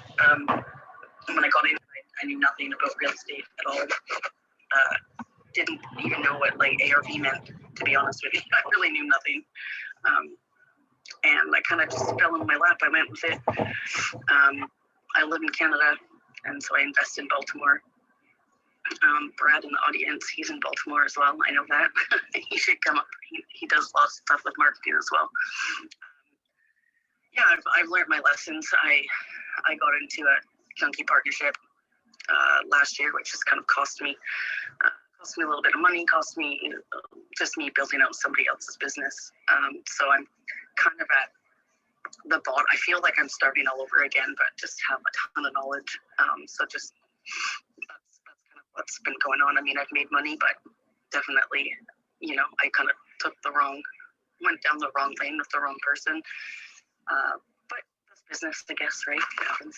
So I'm starting to rebuild my stuff, which I think I'll be okay. I have plenty of experience of being on the phones and stuff, so I think we'll be okay. That's a little bit about me. I do it all virtually, obviously, because I don't live in the United States. But Well, that's really exciting. Did you say 2 years you've been doing it? Yeah. Okay. Yeah. 2019 is when I started. Oh, that's awesome. Yeah, just from being in the rooms with you and on stage and stuff, I would have thought you were involved in real estate investing much longer than that. So that's awesome for just the past couple of years. What a lot of people think. Yeah, I'm that's great. kind of a geek and just learn everything that I possibly can about the business. So I don't know where it all stays in my head, but it's somewhere in there. I've just learned a lot. I had a good mentor that taught me a lot about the business. He'd been in it for 25 years, so I was able to learn from a lot of things that he's been through, you know? Yeah, there you go. And that just coming always back to that importance of having a skilled, knowledgeable person to help you. And somebody that wants to provide that help, because I've had so many, people that I know that they're like, well, so-and-so in my family does it. So I was trying to learn from them, but, they kind of were spinning their wheels for the longest time, trying to get somebody to help them that wasn't really cut out for offering that help. So it's really important to find the people out there that are offering to teach you the things that you need to learn and get connected with them. Totally. It's so important. Yeah, I'm just not good at running a business. I never wanted to run a business, so the business side of it's all new to me. So that's kind of where I'm struggling of. Yeah, and how to do it the right way, I hear you, because I came out of teaching, and so I was a history teacher in high school, and I taught anthropology and philosophy in college a little bit. And so when I decided to get out of teaching, I was like, well, what am I going to do? I just know I need to get out of teaching and do something that's more entrepreneurial. And I toyed around with some things and eventually found real estate investing. And I'm like, this is awesome, because I'm really great with putting deals together that are win-win, and I'm great with people. And I was having an excellent time doing all that until I had to start thinking about it like a business, and I just had no background in that, did not know what I was doing. Yeah, I think it's really, people don't realize that just because you can put a deal together doesn't mean that you know how to run a business. And anybody that might be struggling with something like that, or not really sure where to get some more information about what that looks like, I highly recommend the book, The E-Myth. I think it's. I just started reading that. Oh my gosh, it's so good. It's one of my favorite books. And that really got my mind to start thinking in terms of what it looks like to run something as a business. And a lot of the clients that we've coached have also, they've been coming to us, they've been able to do a few deals here and there, but it's not super consistent. They don't know how to hire themselves out so that they can work more on their business than in it. Yeah. And so that, just for anybody that hasn't read the book, it gives an example of like a lady that's a really great pie maker in somebody else's business. So she's like, well, let me just start my own business. I'm the best pie maker around. I'll be even better than working for somebody else. And at the end of the day, what she found is that she not only had to make the pies to ensure the quality was there, but she also had to really manage the new staff that she had hired, and she also had to work on the business. And so there's all these new elements that come into play that if you don't have somebody there to help show you the ropes and show you the shortcuts and what's important to focus on, it can be really easy to get off track and be working so much harder than you ever thought and be getting less results out of it than if you were just doing it on your own. So, not 100%. Like, that's totally what goes on in my life every day. Yeah. And I never wanted to own a business. Like, I never thought about being an entrepreneur or just it was never something that I longed to do. It just kind of like happened, and I went with it and then realized I was good at it. And I still want to be in the business. I think that's part of it too. I really like connecting with people and being a part of those deals and helping those people. So it's hard to kind of get yourself out of that role when you want to be in it, Mm-hmm. Absolutely. And I think a lot of people get into it because they're thinking about freedom and making money and having more time to themselves. And they don't always realize that sometimes to be able to get to that freedom point, you really have to learn things and grow in ways that you might not have ever anticipated wanting to. Because I totally second that. I never thought that I'd be owning a business. I mean, I thought I'd work for myself and I'd eventually have more than I could make, working for somebody else, especially, in public education. But I never stopped to think that I was going to have to build a business to make it something sustainable that would work for me rather than me having to work for it all the time. And so, that's become my new like freedom goal, is to really put other people in place that I can trust, that are happy to do the work in my business because I treat them well. Like Nick was saying, just make sure that you're really elevating your people and helping them meet their goals, and they're not going to have any reason to leave you. And when you can build a team that's solid like that, then you can start to have the true freedom and really have the financial freedom that's ongoing, because somebody else will continue to work for your business for you. So, I think that this is a really common theme. A lot of people, especially as they get some results in doing real estate investing, they don't know how to let go of the reins. So they hold on to a lot more of it than they necessarily need to, just to keep it working. And, I see this across the board with people. So many people are so experienced and have been doing it for so long, and they're still just doing it themselves. So I think there are probably some people in this room that do that as well. So, again, I want to invite. Yes, I've heard that before. Yeah. That exact thing you just said. It's like, yep, I've talked to so many people that are like, yeah, you just have to learn how to delegate to other people. Yeah, it really is true. And I know we have a number of people in this room that operate at all different levels, from solo entrepreneur up to having a small team, up to, Nick obviously had a much more substantial team. So, it kind of seems like maybe this is a great direction for the conversation to go in, since this is so typical across the board for people. And it touches so many different areas of what we do in real estate investing, from our marketing to, just being able to get results with other people working with you so you can do more. So, I just want to throw that topic out there. Anybody that wants to talk about anything, we're kind of just opening it up to a free conversation this evening. But let's just kind of keep that in mind if anybody's got anything to share about what it takes to not just do some deals yourself as a solopreneur, but to start actually turning it into a business, more so than just kind of a hobby that you do on your own. And, I'll just kind of leave that out there. But Bob, why don't you tell everybody a little bit about you and your business and what you're doing? Sure. Actually, that was a really good transition because it had me thinking.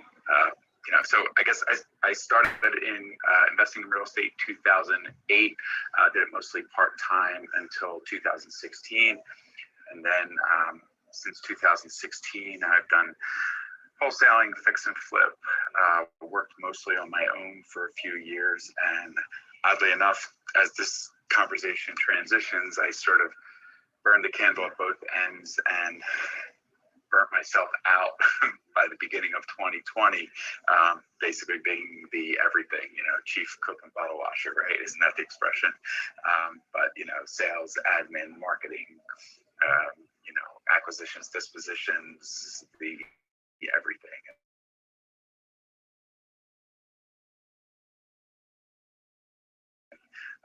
So interestingly, Marlena, thank you so much for having these rooms. I've been in a few of them, and I've mentioned a couple of times, but I'm actually looking to move from South Jersey to Florida, and because of your rooms, I've made some really good connections. Hopefully, you and I can connect at some point too. So yeah, I'm looking to potentially do something in a collaboration rather than individually, since I'm going to a new market, a new area, and sort of slightly new mindset. So. Well, first, absolutely, we will connect. You just let me know when you're going to be down here, and we'll get together for coffee or something. And we do have other people in the room that are in the Orlando area too. So I really want to encourage everybody to kind of speak up and network a little bit while you have an opportunity as well. So, well, Bob, if you're doing you're wearing all the hats, obviously. So, is there something in there that you're maybe just not sure how to take a next step with trying to outsource something that maybe I could help with, or we could help with? Well, and again, this a lot of these conversations, even just to hear you say it, we spent a lot of time trying to, really it was about lead flow. So in the beginning, the lead flow plan was to go to lead flow providing companies, and we paid for leads. And I don't know how many people have experience with that, but it gets very costly very quick. And that became a real struggle. And then we tried the pay-per-click thing, and the pay-per-click and Google AdWords was a slow, expensive build. So I guess, the biggest hurdle for me was really to do with the cost of leads versus the true conversion. So the output became too much for the input. I see. So as you're bringing more people in, there's higher expenses, more overhead. And then as far as the return that you were getting, it just wasn't kind of keeping pace. Did I get that right? Well, not necessarily. I mean, it was just me mostly, except for, when I did the pay-per-click thing, I brought on someone who I hired a company that would help, sort of create that process. But it really was just me. It was just about the actual cost of leads. So I outsourced more of it than I probably should have, I guess. But yeah, really, it's about the cost per lead. I struggled with cost per lead and having enough leads for that cost. Gotcha. Well, I'm going to just throw something out off the top of my head in response to what you're saying, but I do want to invite everybody else to feel free to chime in on this as well if you got something to offer. But when I think now, looking back on the number of years that I've been learning some of these lessons that nobody taught me in school about how to run a business, what I've really realized is marketing is probably the biggest thing that I want to have more control over in my business, because it's really easy to let expenses get away from you if you're not super careful with that, especially if you're paying an agency to generate leads for you. I think we talked about it last week, so people in the room may have heard this already. But when we started hiring an agency, they were generating a ton of traffic to our website. So on the surface, they're showing us all the charts and graphs and all the numbers. And we're like, yeah, that makes sense for what we're paying. But at the end of the day, they weren't really closable leads for us, not in enough volume that we were able to even do a deal from it after spending, I think, like $13,000 on it before we decided that we were going to stop. So I fully understand where you're coming from with that. And then it makes it hard for you to make another decision to maybe try and hire somebody or do something else, because now you've spent all that money and, it hasn't been worth it at the end of the day. So I totally understand. But I will say, from my perspective, if I had to do it again, I would really try to focus my learning energies on learning more about the marketing types that I'm doing, and not necessarily be the responsible party for running, say, text messages or phone calls or whatever. But I would keep my hands more closely tied to what's going on with that and learn more about that, because as a business owner, you really are a marketer primarily. If you don't get really good and really master your marketing channel or channels, if you have multiple, then you're always going to have problems in your business and with your team, because things aren't going to function in the way that you need them to. And of course, obviously, it can get a lot more expensive. So I would recommend hiring people to take over some of the other pieces that you're doing, and then really spend more of your time, maybe even learning something like PPC, because obviously there are people out there doing it much less expensively than the rest of us. So that might be something to consider moving forward, or, if you do have another marketing strategy that you like to use. But I think hiring people, for anything that you can find in your business that is like $10 an hour labor that somebody else could probably do just as well or even better than you. And I mean, you should be valuing your time at $500 an hour. So if you're doing $10 an hour stuff, you need to go hire somebody to do that for you. That's my best piece of advice on that. Thanks, I appreciate that. But also, I just sent you a friend request on Facebook, so we can connect. Okay, yeah, awesome. There, if that works. In fact, everybody, that's where I'm usually going to see a message first. So feel free to contact me through Facebook anytime. But yeah, well, I appreciate you sharing that, Bob. And I know that's, a common experience for a lot of people. So, anybody else in the room have anything to offer in terms of building it as a business, or any struggles you might be having, any marketing challenges? Or we can just keep going down the line. People can introduce themselves and come up as you'd like. So Nanda, why don't you tell us a little bit more about yourself? I know you're in the Orlando market. Yeah, I am here in Orlando, and I'm still a hookie, but I have something to share with people that are on the same level as I am. Everything I do, I write it down, the process, because I know soon enough I'm not going to be the one doing it, and I'm going to have to pass this to somebody else. So I already have everything, written down, and step by step on how to do it, with pictures of the screen, sometimes videos, and how to find information here and there. So everything I do I write down my SOPs for my near future, when I'm gonna hand this off to somebody else. So distribution for the night, because I'm not there yet that I can still pass this to somebody else, but I'm preparing myself for the day I will be. I think that's awesome though, because you are taking the actions now that will be required when you are ready to run a team, and you'll already be prepared. So you're doing the work now as you're already doing the work. So that's highly recommended to everybody, no matter what stage that you're at. And as she expressed, making the standard operating procedures, those SOPs that you can eventually hand off to somebody else, and especially doing it with video. If you're not familiar with Loom, Loom, you can go check out Loom, and they have a free platform that you can use to do screen video things for your team. And I use that all the time. There's a bunch of other services out there too, but that's an easy one that's connected with Google. So I definitely recommend that. But I think that's great. And the fact that you're doing it already, I mean, it's just going to help you build when it's the time to do it. So thank you so much for sharing that. And how about you, Brad? Nice to see you again. It's been a little while. Hello, how are you? I was starting to think you don't love me anymore because I've missed like the last 3 sessions. No, glad to see you. And I kind of wish Leanna was still here because just so you all understand how Leanna is in this business.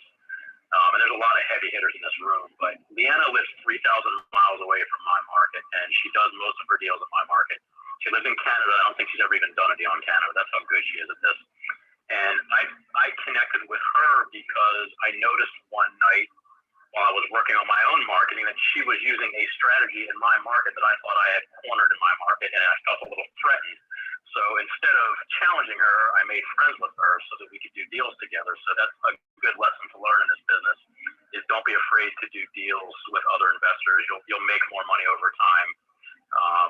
50% of something is better than 0 or 100% of 0. So always don't think of people as competitors all the time in your market. That's one of my biggest things. And I'm glad Nick was here. I don't know him, but apparently he's very good at what he does.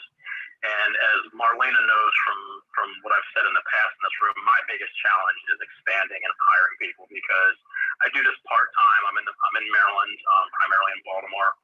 I do some deals outside of DC, but I have a full-time job, not because I want a full-time job, but because I'm the marketing director for a family business. So I'm kind of locked in for a little longer. So I've been wholesaling part-time for the last 4.5 years, and I do 3 to 4 deals a month, so I do okay. But scaling up has been my biggest challenge because my marketing is all inbound. It's SEO, it's organic Facebook, it's Facebook ads, which kind of cuts both ways. Facebook ads are kind of inbound and outbound marketing, and it's referrals, and that's how I do most of my business, and it's hard to scale up. And something that Bob was talking about, PPC is very difficult. I've tried it in many forms. I've hired companies. What I've found is that the companies that do PPC in this business aren't very creative. They're pulling the same keywords as everybody else. And I have found that by building credibility and having my website active for 4 or 5 years, I've built the credibility in my market so that I come up in search terms organically, and I come up in the maps, and I come up in page 1, and to me, that's better than spending $5,000, $10,000 a month like my competitors are doing. So something to think about. Building credibility goes a long way when people do SEO. When they see me in the maps, they see a 5-star rating also, which also helps. So they might be more inclined to choose me rather than the guy that's spending thousands on ads just to place in that number 1 spot. The number 1 spot's not all it's cracked up to be. Build your credibility. That's so helpful. And I think it's important even offline, obviously, when you're connecting with people, you're putting yourself out there, whether you're talking to sellers, you're talking to other investors, looking for lenders, that is across the board. And in all of these real estate investing adventures that we might get into, would you mind telling us a little bit about maybe a few of the tips that you have for building credibility with your online presence? Yeah, so for me, it's easy for me because in my market, my primary market, Baltimore, being local goes a long way. I have found that people in my market prefer to do deals with people that know the market as opposed to people from New York or somewhere else. Now, there are a lot of virtual wholesalers and virtual investors in the Baltimore area, but I have found that I have taken deals away from people because I'm local, even if I don't have the best offer sometimes. I have a last name that's unique, and my parents have built businesses in Maryland, so it helps me a little.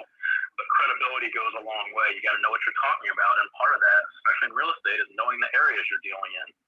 And for me, since I don't have a team, I do it myself. So I visit every property, and I'm kind of a one-man show, and that works for me. That doesn't necessarily work for everyone, but it does work for me. And then the other piece of credibility is I position myself as a problem solver, not someone who buys houses. Yes, all those search terms will show me we buy houses and all that, but the only way to really succeed in this business is to distinguish yourself from all the other we buy houses people. And I do it by trying to be a problem solver. And I even tell people up front, I say, look, I'm hoping I can make an offer on your property. I'm hoping I can solve your problem. But if I can't, I'm going to find a way to do it for you, whether I'm involved or not. And that goes a long way down the road, because that leads to something else that I do in my business, and that's get referral leads. And that's usually where I get my referrals. Sometimes they come from a lead I didn't convert into a sale, but they remember me. They remember that I couldn't necessarily handle their situation, but they've got someone else in mind whose situation I can handle.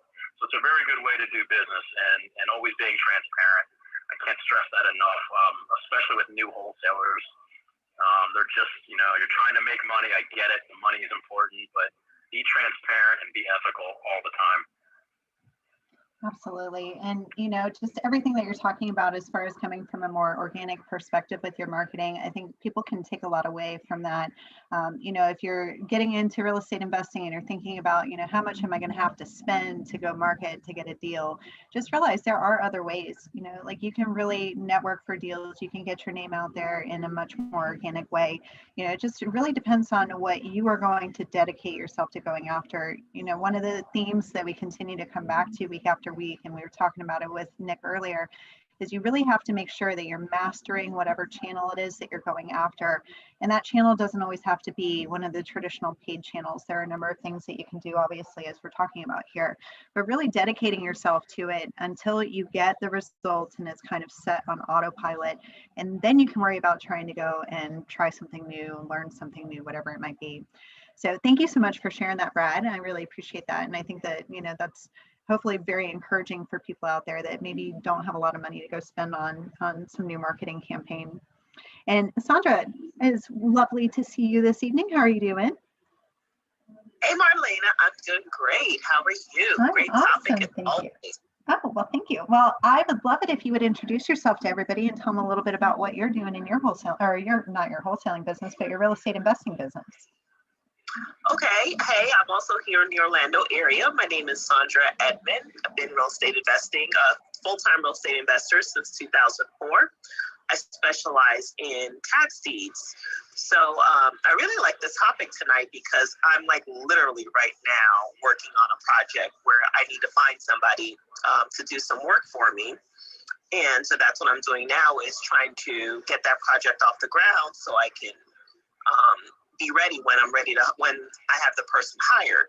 So I think one of the hardest parts is whenever you're trying to come up with is having the courage to say, yes, I'm going to let somebody else handle this. Because a lot of times as entrepreneurs, we may not want to let anybody else. We think we do it the best, or it's going to cost a lot of money. But I think taking the courage to be able to do it is the first step and the hardest step. And I'm totally on board with what Nanda had to say when she said that you have to write down everything that you start doing. I started doing that years ago. I would make videos. Even sometimes I'm on the phone talking to somebody else real quick. I'm shooting a video at the same time. And it makes it so much easier when you find somebody to do the work for you. All you have to do now is send them links to the videos and operations. I call them operations manuals and things like that explain how to do what you need to do. But I think the hardest part is having the courage to do it the very first time. Once you do it, then it's totally easy to continue doing it after that. I think that's so true. And I'll kind of take a slightly other perspective on that too. Once you've done it once and had some issues with people, it may be a little discouraging to want to do it again. I've encountered this with a lot of students that I hired and it did not go well. And now I just figure, what's the point? Let me just do this. It's working fine. And, as you were saying, just the courage to go for it. But sometimes it's the courage to keep going for it because, sometimes people get burned and it's not even that big of a deal, but they just feel like, it was probably the wrong idea. I shouldn't have done that to begin with. But I can tell you, it is so freeing when you take a chance on somebody and they work out well. You made a good choice with the person that you chose. And there are some tips that maybe we can talk about here in a moment to help with that. But you can't really have true freedom and get and outsource and automate and scale and have bigger results if you're not willing to trust and depend on other people to help you get there. You really do need a team to really get ahead in this or any other business, really in just the world in general. So the people that reach out and they trust people, they bring people in, they get together as a culture of people working together toward the same common goals, that's where you get real big results and real freedom out of this type of a business. So I'm so glad that you shared that, Sandra. And so what are you doing to try and find this person that you're hiring for this new project that you're doing?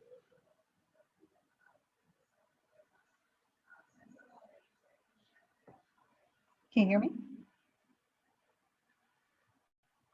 Sorry. Oh, okay. What was your question again? You're asking me, what am I doing? Oh, I'm sorry. For how are you approaching hiring the new person that you're going to be looking for? It's a creative project, so I have an idea about 4 or 5 people that I'm looking at. I just have to do an interview with them real quick. One person I've already worked with before, and I just need to be able to tell them the direction I want to go. So kind of twofold. I'm trying to figure out the creative angle I want to do. And then the next point is to just hire them.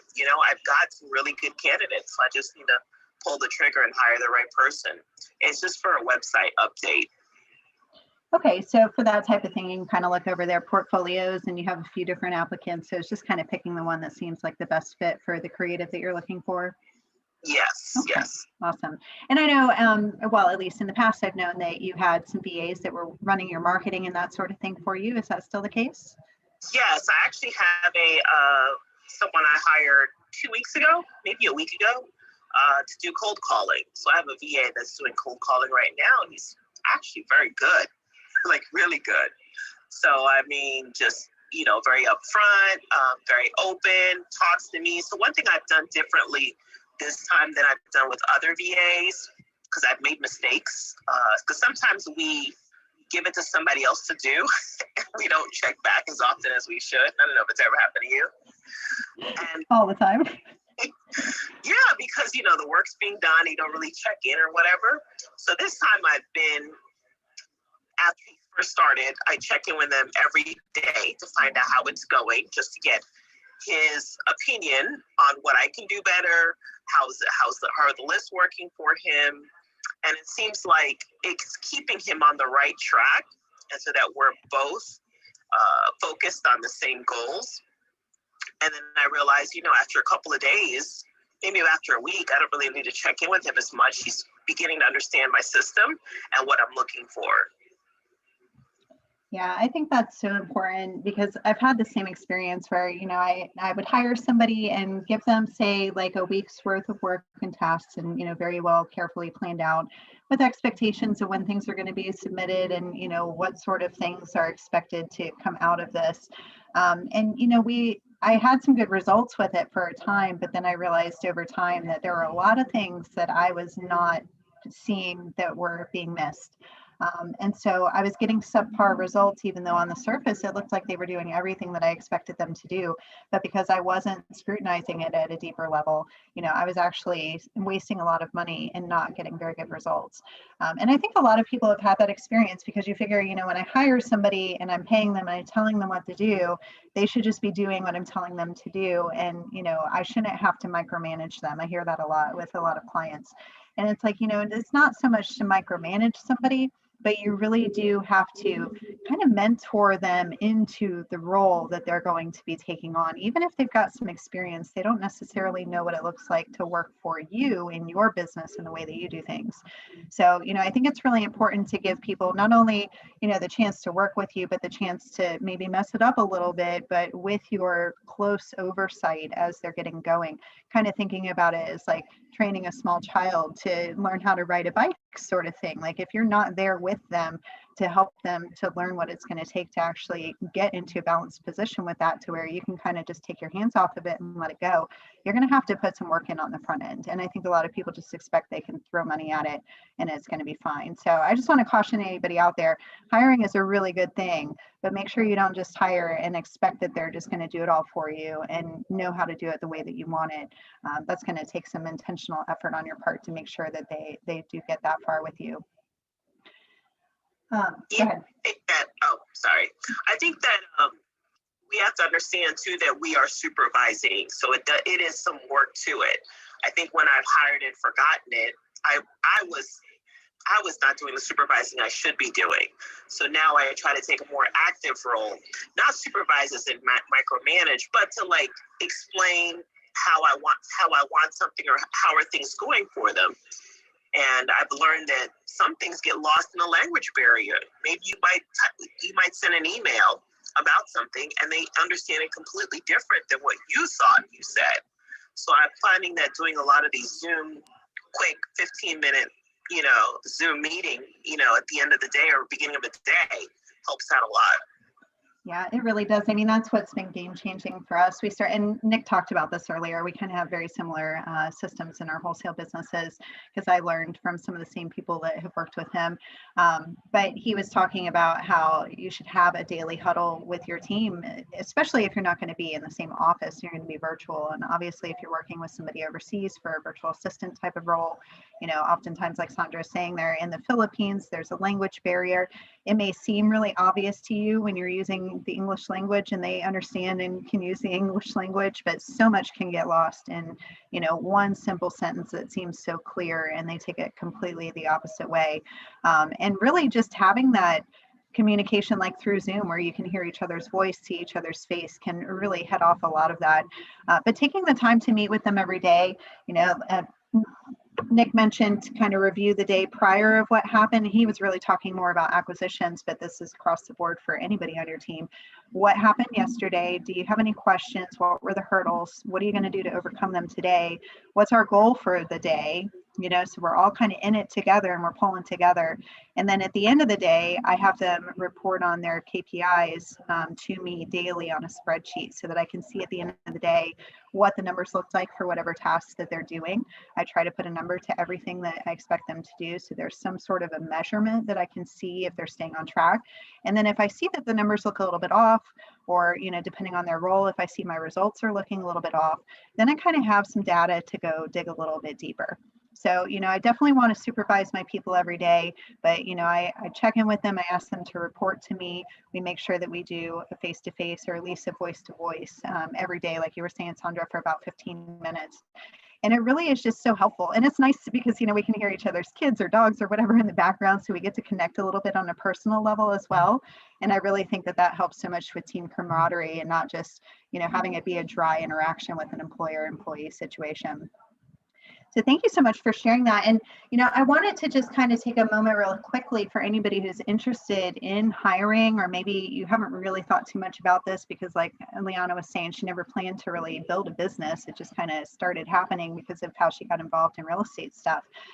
But if you are interested in trying to outsource more of what you're doing, and Brad, I even want to suggest this to you for your role in your family business, because doing some sort of a marketing role, like you could outsource parts of that too.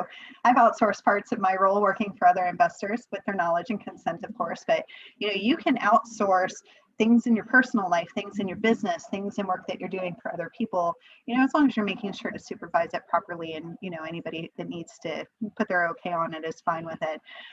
But I started by looking on Upwork, and there's also like onlinejobs.ph if you're looking for people in the Philippines, which they tend to be, obviously there's still a cultural barrier for a lot of people, but their English language skills are a lot better than a lot of other areas, and they have a lot of experience working in this like virtual lead generation and sales sort of environment that we utilize so much in our real estate investing businesses. And so I like the Philippines. I've also worked with people in India and Bangladesh and Pakistan, and each different area, that costs different amounts of money, anywhere from $1. I've had it in India for like data entry type of stuff that the guy like just keeps begging for more work. He loves it. And I didn't offer that. That was his price that he posted.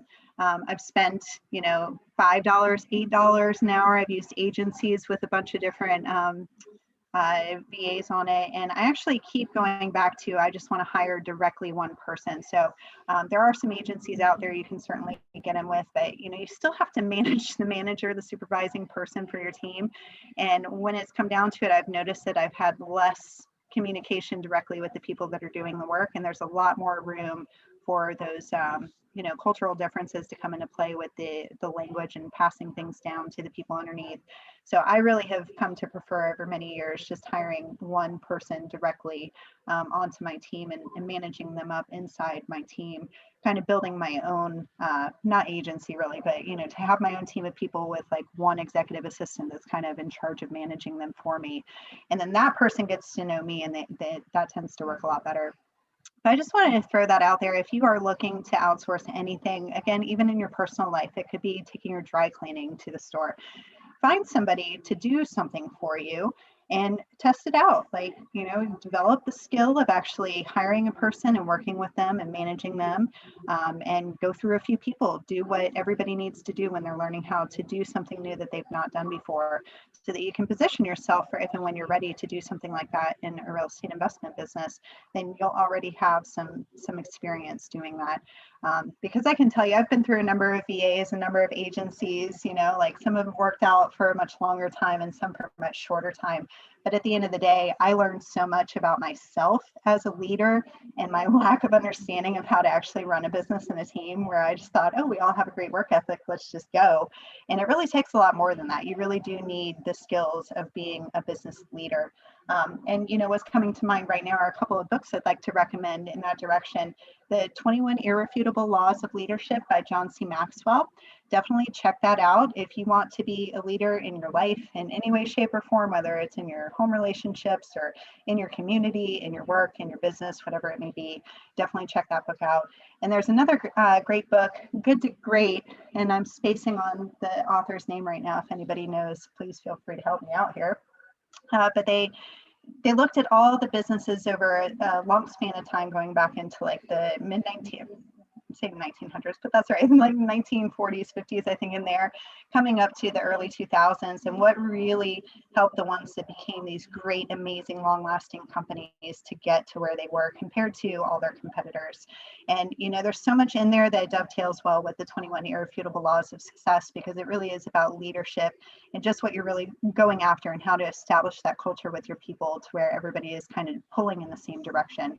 Because the worst thing you can have is a team where everybody's kind of doing their own thing and they don't have enough oversight and there's not a common mission and they're not really all pulling together. So I just wanted to throw that out there.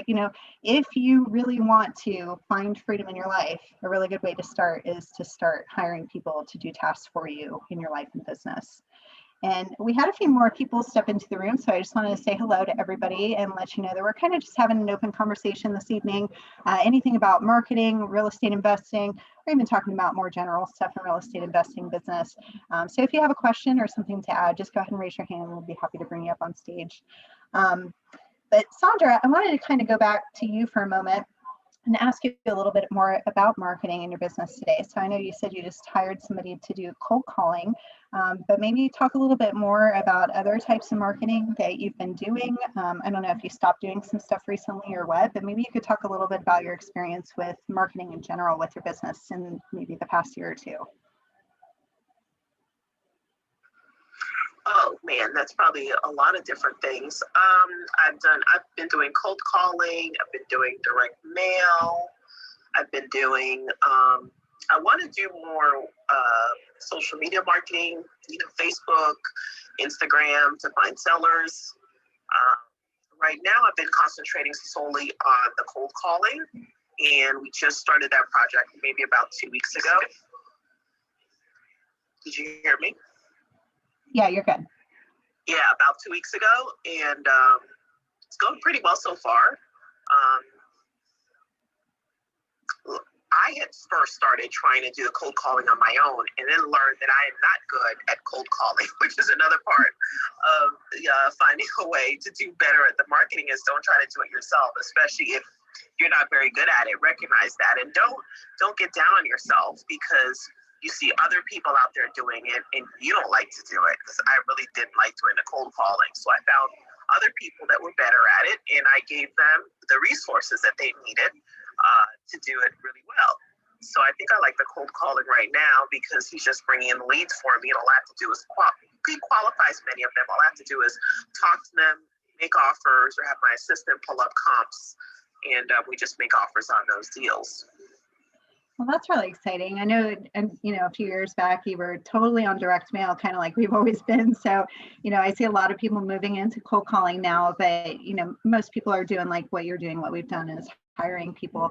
I haven't known many people that have already been in the business and successful that have decided to try to do the cold calling on their own. So I'm really curious about what your experience was like with that and what made you decide that it's not really for you. I wasn't getting to the cold calling. Like when I would schedule to do the cold calling, I would see that I was delaying it and I would not do it on the days that I'm supposed to do it. So that's when I realized this is just not for me. And if it were me, I would fire myself and hire somebody else to do it. And so that's when I realized, you know what, let me just find somebody else to do it. They'll do it so much better. This is what they do all the time. And the person I have doing it wasn't exactly who I was looking for, but I try to have an open mind when I'm doing things.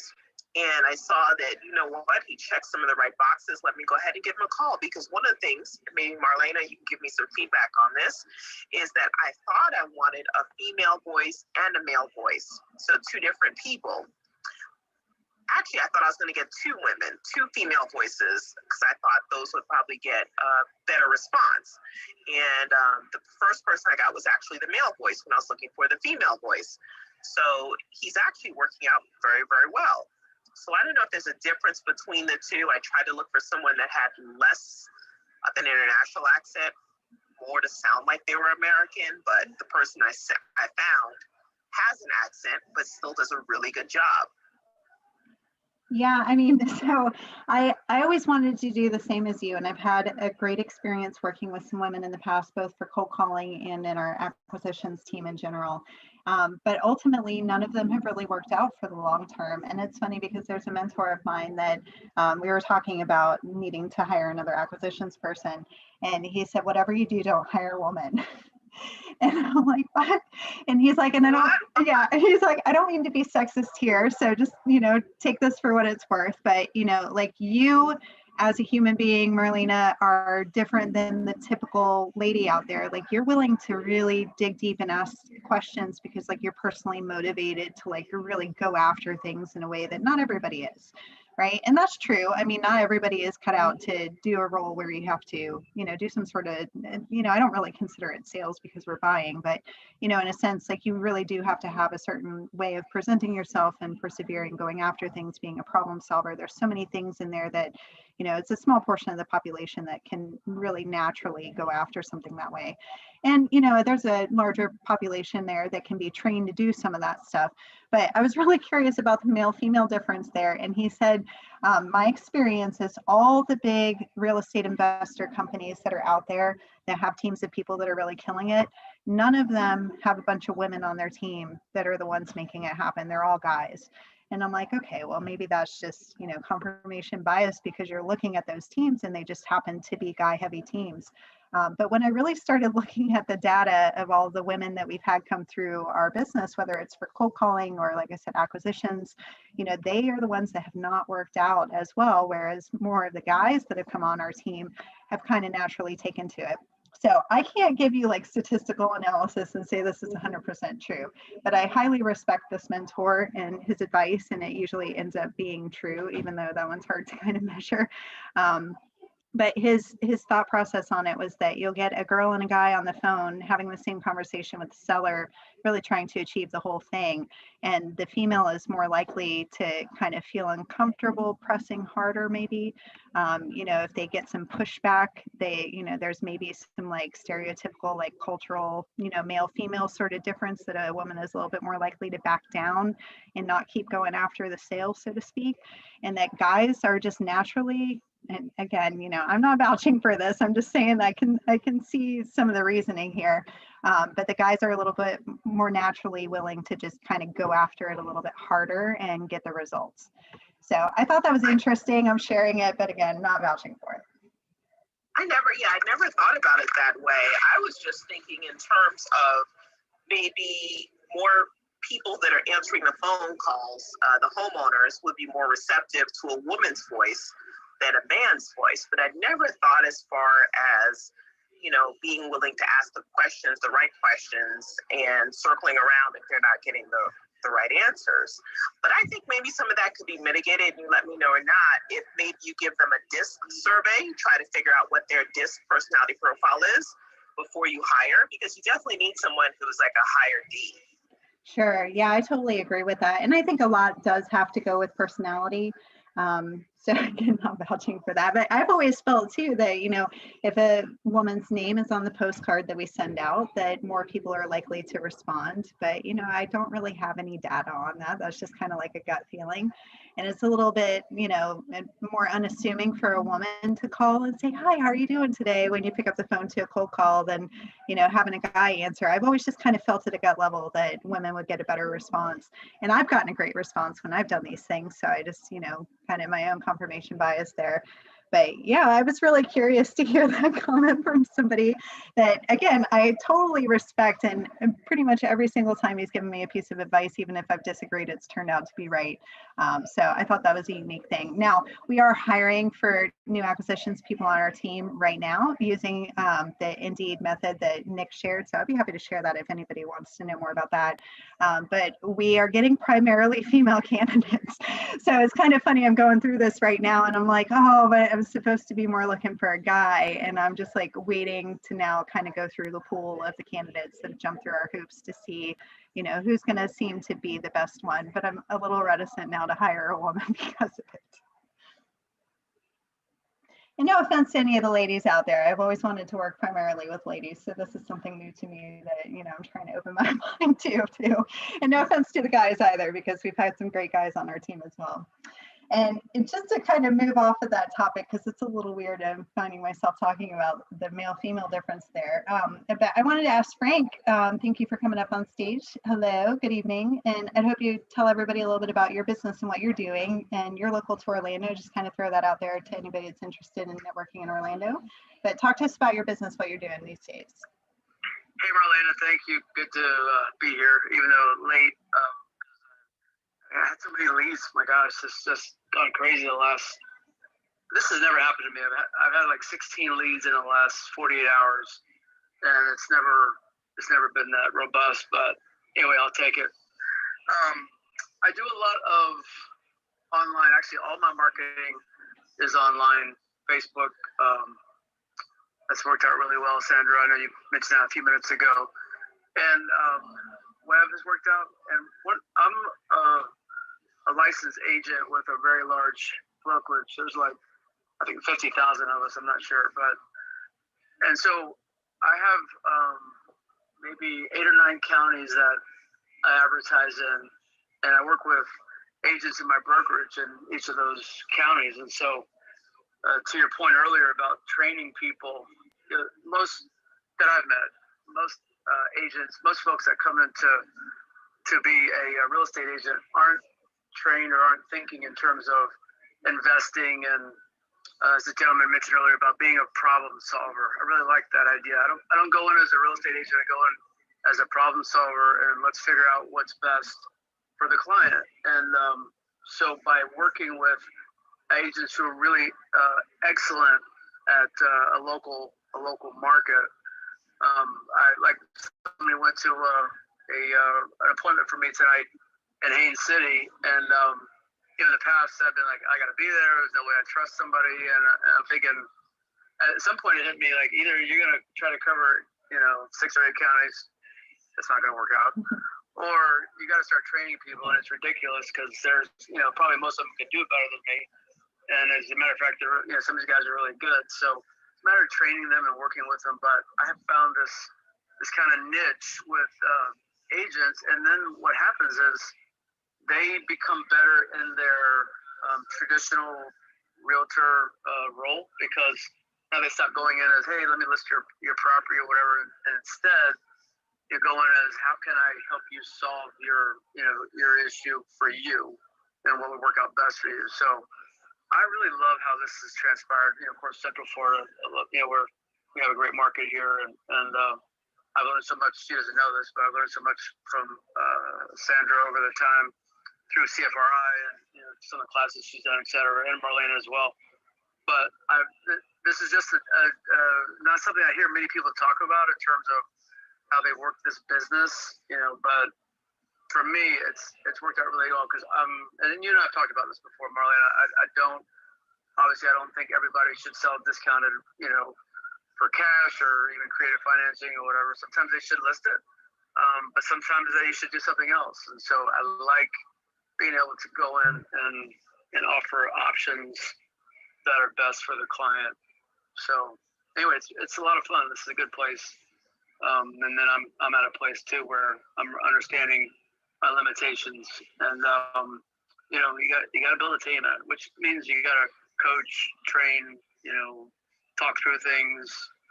Hey, what just happened? That didn't work out well. I was on the FaceTime with the gentleman that was walking through the house, just so I could listen to the things that he said to the seller, and so that we could coach afterwards. And the seller knew. We worked out ahead of time. So anyway, it's been a lot of fun these days. That's cool. And that's awesome that you have so many leads that you can't even keep up with them all, and you're having to worry about expanding your team because you have too much business. That is the best place to be in. Of course, trying to plan some of that out before you get too busy, and you certainly don't want to lose any leads, but that's a good position to be in. So I know in the past, you've done a lot of collaboration versus hiring. So are you feeling any different about that these days? I love that. That's probably one of my favorite words is collaboration, because I don't do many deals on my own. I generally do them with somebody. So I'm not looking to hire a big team, but I do, and we have agreements between us. But I'm looking to just stay focused on collaborating. But I do need somebody now that's going to help me follow up and be sure that we pay for these leads. And you and I've talked about this. There's been times when I'm like, oh my gosh, is the bell ever going to ring? Like, I'm suffering for leads, and then all of a sudden, I'm not. So it's an ebb and flow, and I just want to be grateful when it does come a little stronger like it has. I do need to get somebody to help me to make sure the follow up is there, because some of the deals, as we know, are not go made it. I have a good ratio when I'm with somebody that I'm going to walk away with something, either a listing agreement, buy it for them, whatever. But getting somebody on my team regular now to help be sure the follow-up doesn't fall through, because I think it's criminal to pay for these leads and then they fall through the crack. That's not acceptable. So I have the collaboration is still there, but I got to add somebody on my team that's going to be like, hey Frank, we haven't followed up with these folks. We got to be sure that we do that, and to help me make sure I know those details as well. Absolutely. I think that you and I have talked about this actually so many times, and I feel like there's just kind of like some reticence to really just go find a person. So, what would be, do you think, your next step if you were going to, between now and next week when we meet here again, to start actually finding that person to do your follow-up so that you don't have any criminal misuse of your leads there? I appreciate you calling me out. It's true. We have talked about this many times, and now it's really at a point where it's moved to a next stage. So up until recently, I think I've been able to run it all myself. I sold a company when I had 500 people on my team, and I was 7 days a week and get calls at 2 a.m. and when I sold that business, I said, man, never again. I just don't want to have all that. Well, the opposite of that is do it all yourself, which means you're always going to do it yourself, and that's not that interesting. So, somebody in my mastermind investor field mentioned group that they use to hire somebody. So today I reached out to them and said, hey, let's talk through what that looks like, and how do I find people that would be a good fit, et cetera. So I think it'd probably take me about a week or two to nail that person down in terms of connecting and all. But I did make that. I haven't called. I've just put it off. But today I realized that I'm just gonna miss out on the business, and I want it to be more automated, where it can run. Some of this can run without me. I'm just literally doing, like, I'm doing 10-hour. I forget who it was. Somebody said over the weekend, Frankie, if you're not going to hire an assistant, change your business card to I'm an assistant. And it's like, that was a punch in the face. And nothing wrong with being an assistant if that's what you're aiming to do. But anyway, I won't be able to keep up. I'm being pushed into the next phase here, which I'm glad about. But I've reached out to a company that several of the guys have recommended, and to see if I can find somebody that follow up, post on social media for me, and make sure there's certain things that I want done every day in terms of where they search for deals or people that looking to sell houses, etc. And so I've got to have that to really. This thing can really scale, and I think it could really be a special. I maybe now I'm starting to understand what could happen. I know you and Josh have a great business, and I'm now finally getting the vision that it could be a really good thing. And I didn't always feel that. Like, I've struggled to get to this place, but now I'm starting to see beyond it. So. Well, I'm really glad to hear that you've taken action to go ahead and work on hiring somebody. And I'm super curious as well to hear who this is that you've gotten connected with. And I mean, do they help hire with like acquisitions or just follow-up virtual assistants? Like, what exactly are you looking for? Yeah, it's somebody on the acquisition side at this point, because I'm working with a group of guys, and it's interesting, this conversation of male, female, whatever. I would have thought that females would do better in this business.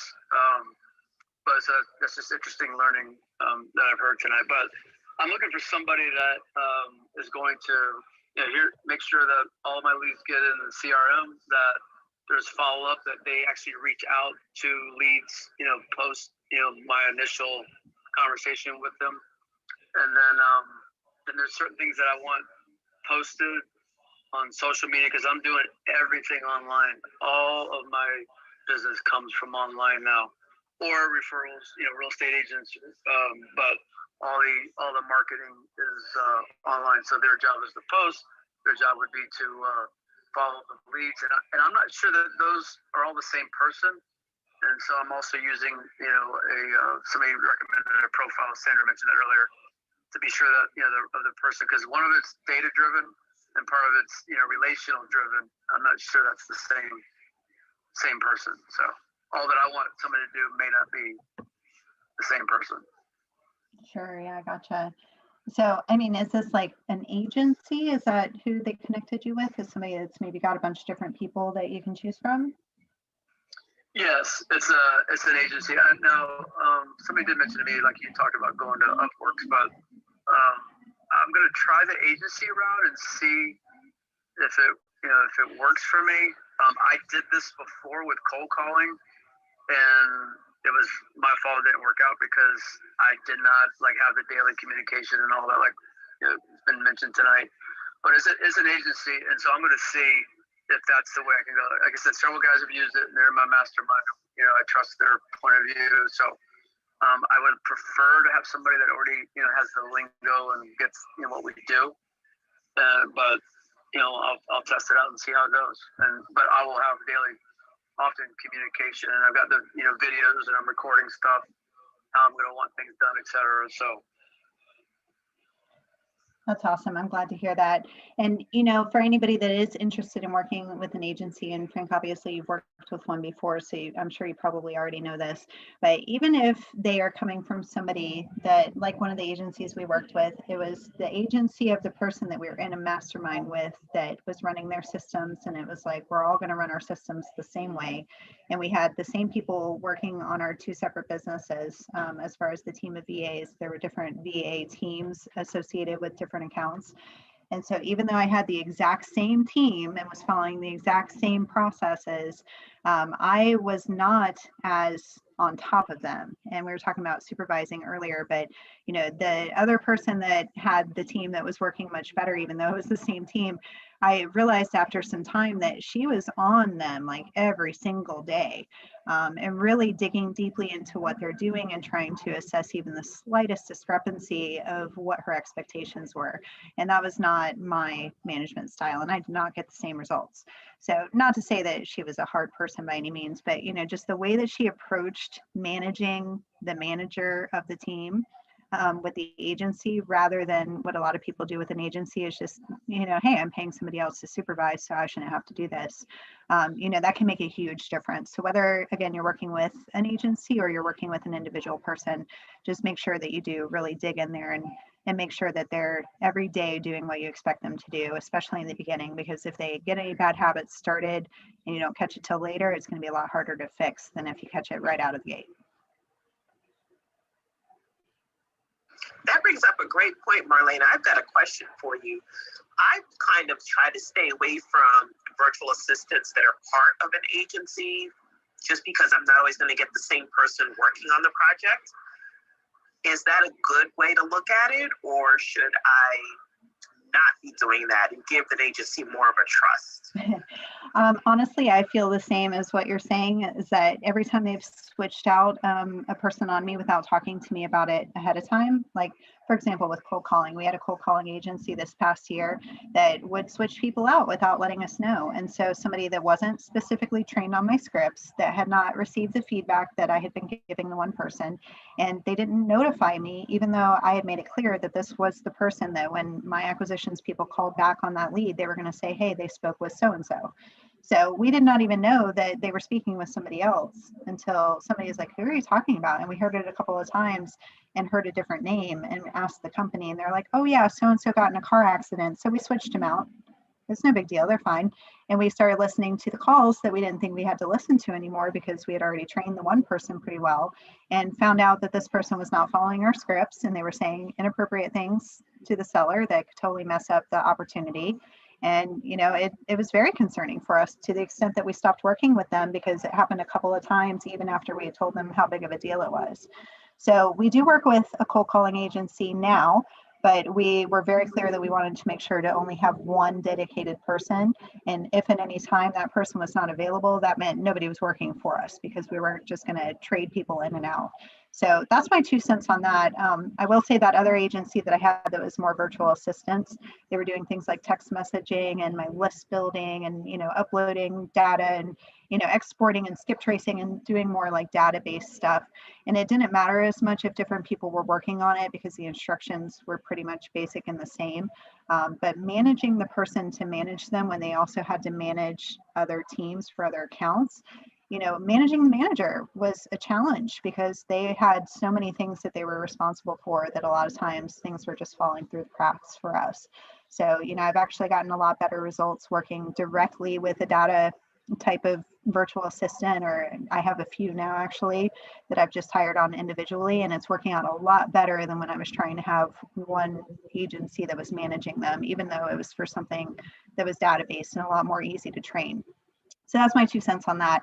But I wouldn't want somebody trading out people for sensitive things that I have specifically trained them on. So I definitely would watch out for that with an agency. I'm glad you mentioned that, because I totally agree, especially if you spend so much time training the person and showing them what to do, and then all of a sudden they're gone. Yeah, absolutely.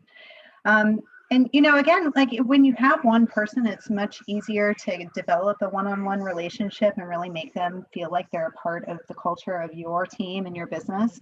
And when they're kind of an extra step away with an agency, it can be a lot harder to kind of get that feeling coming in because somebody else is their boss, you know, even though technically you are at some level, somebody else is technically the one providing the business and the culture for that person to operate in, even though they're still involved in your business.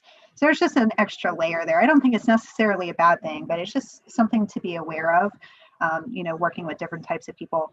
And I know, Sandra, we talked about this a few weeks back. I hired a girl that worked with me for over a year, and I just found out that the whole time that she was working for me one-on-one full time, she was actually running an agency and had other people doing my work amongst other people that she was doing accounts for. And, you know, I'm glad that we don't work together anymore. She was fine while it was happening, but I just realized again and again, like, she's not completing everything that I need her to complete. She's telling me that things are done. She's taken forever to check on things that she should have at her fingertips. And it wasn't adding up until I recently found out she was running an agency. So, you know, we really try and avoid anybody that seems like they are part of an agency. Just because we've had issues with agencies in the past. We really like the one-on-one people. But again, I do have an agency right now, cold call agency, and they're fine. So it doesn't have to be bad. Just know what you're looking for, be upfront with them, and make sure you watch closely. And I wanted to throw out there, because we're not going to have too much time left here. So please do, if you have any questions or anything to add, just go ahead and raise your hand. We'll get you up here.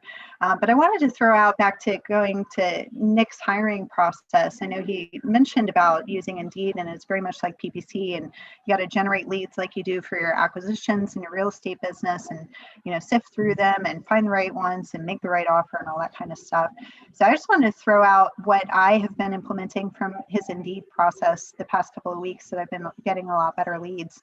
And I used to put up an ad, and then every person that would come through, I would try to get them to kind of respond to me to a few quick questions. So I could see first if they were going to respond, and then what their questions were going to look like. And if they didn't respond quickly, I would reach out to them again. I was really trying to generate a lot of leads from anybody that had applied. But oftentimes I would find that people were like hitting a button to apply, hadn't even read the ad. You know, they weren't really responding to me, so I was chasing people down. By the time I would get somebody on the phone, it was almost like it was the wrong dynamic. Like we tell people in our acquisitions when we're training them, you need to lean away and be unmotivated.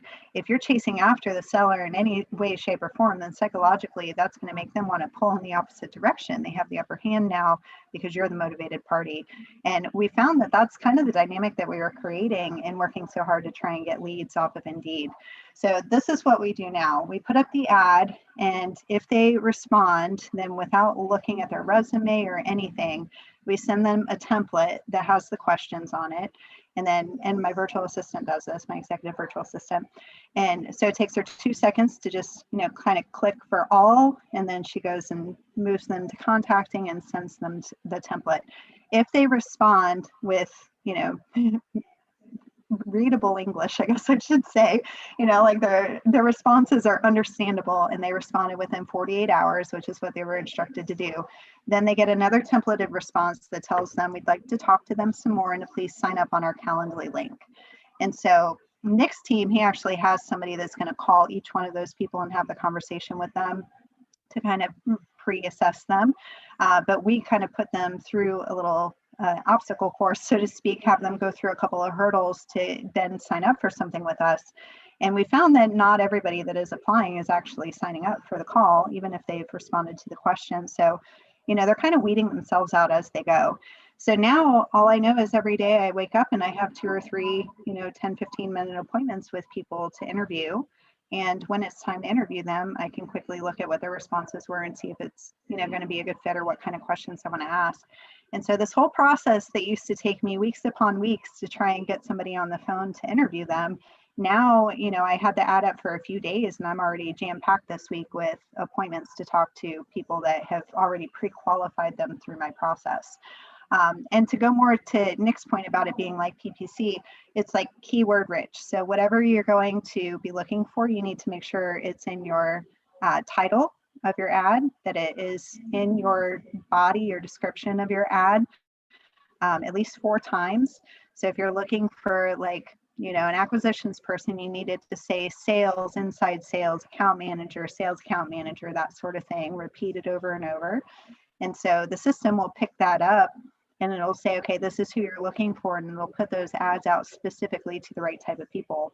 And then he said to have a new ad that goes out each week. So you have maybe like 5 different ads that are still for the same job, same type of ad, but they're just slightly different so that the algorithm doesn't look at them as being the same job.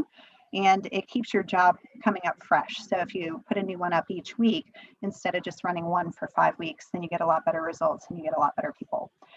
He also said to promote, I forget, it's not promote, sponsor, I think it's the word for it. And it'll make a recommendation on Indeed, especially for something like acquisitions manager. That's a really hot job title out there right now. So it wants to charge you something like $35, $40 a day or something crazy.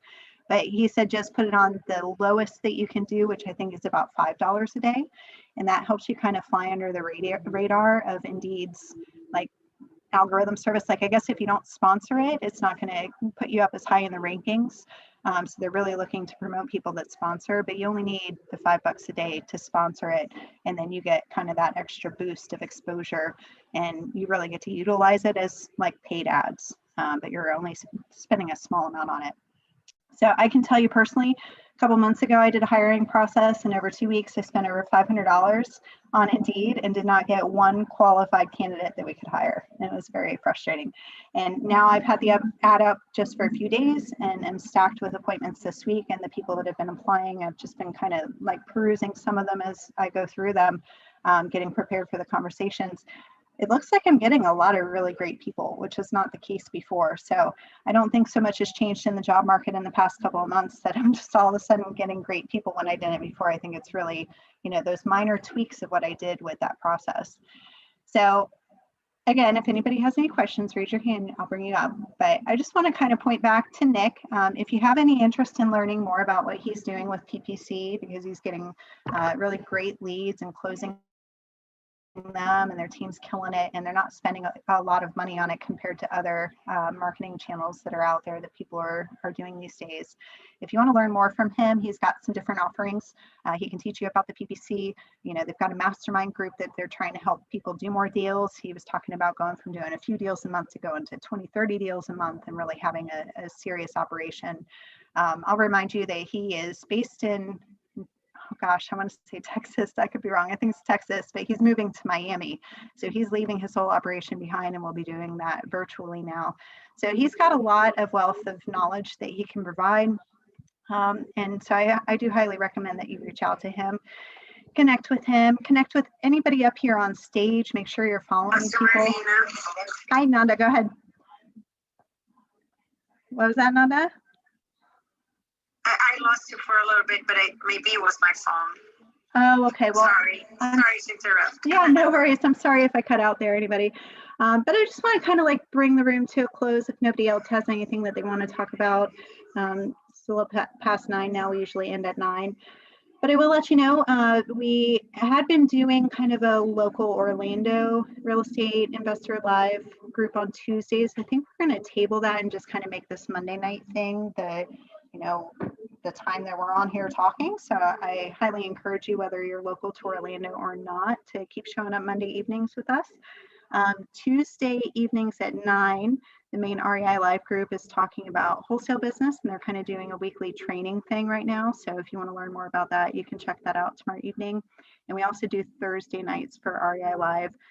Usually open it up to wider topics in real estate investing and have a lot more moderators in there to answer questions and have bigger room. So I do hope that you'll keep coming back to these events and bring your friends, and we do some live streaming, or try to most nights. I think it's working. But please feel free to let people know and bring more people with you in the future.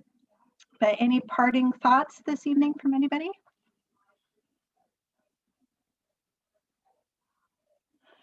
All right, well, I am going to say good night to everyone. Thank you so much for spending your time with us this evening. I really appreciate everybody that came up and chatted. I hope to see you all again soon. I hope you have a wonderful, blessed evening. Thank you. Good night. Thank you. Good night. Bye-bye, everyone.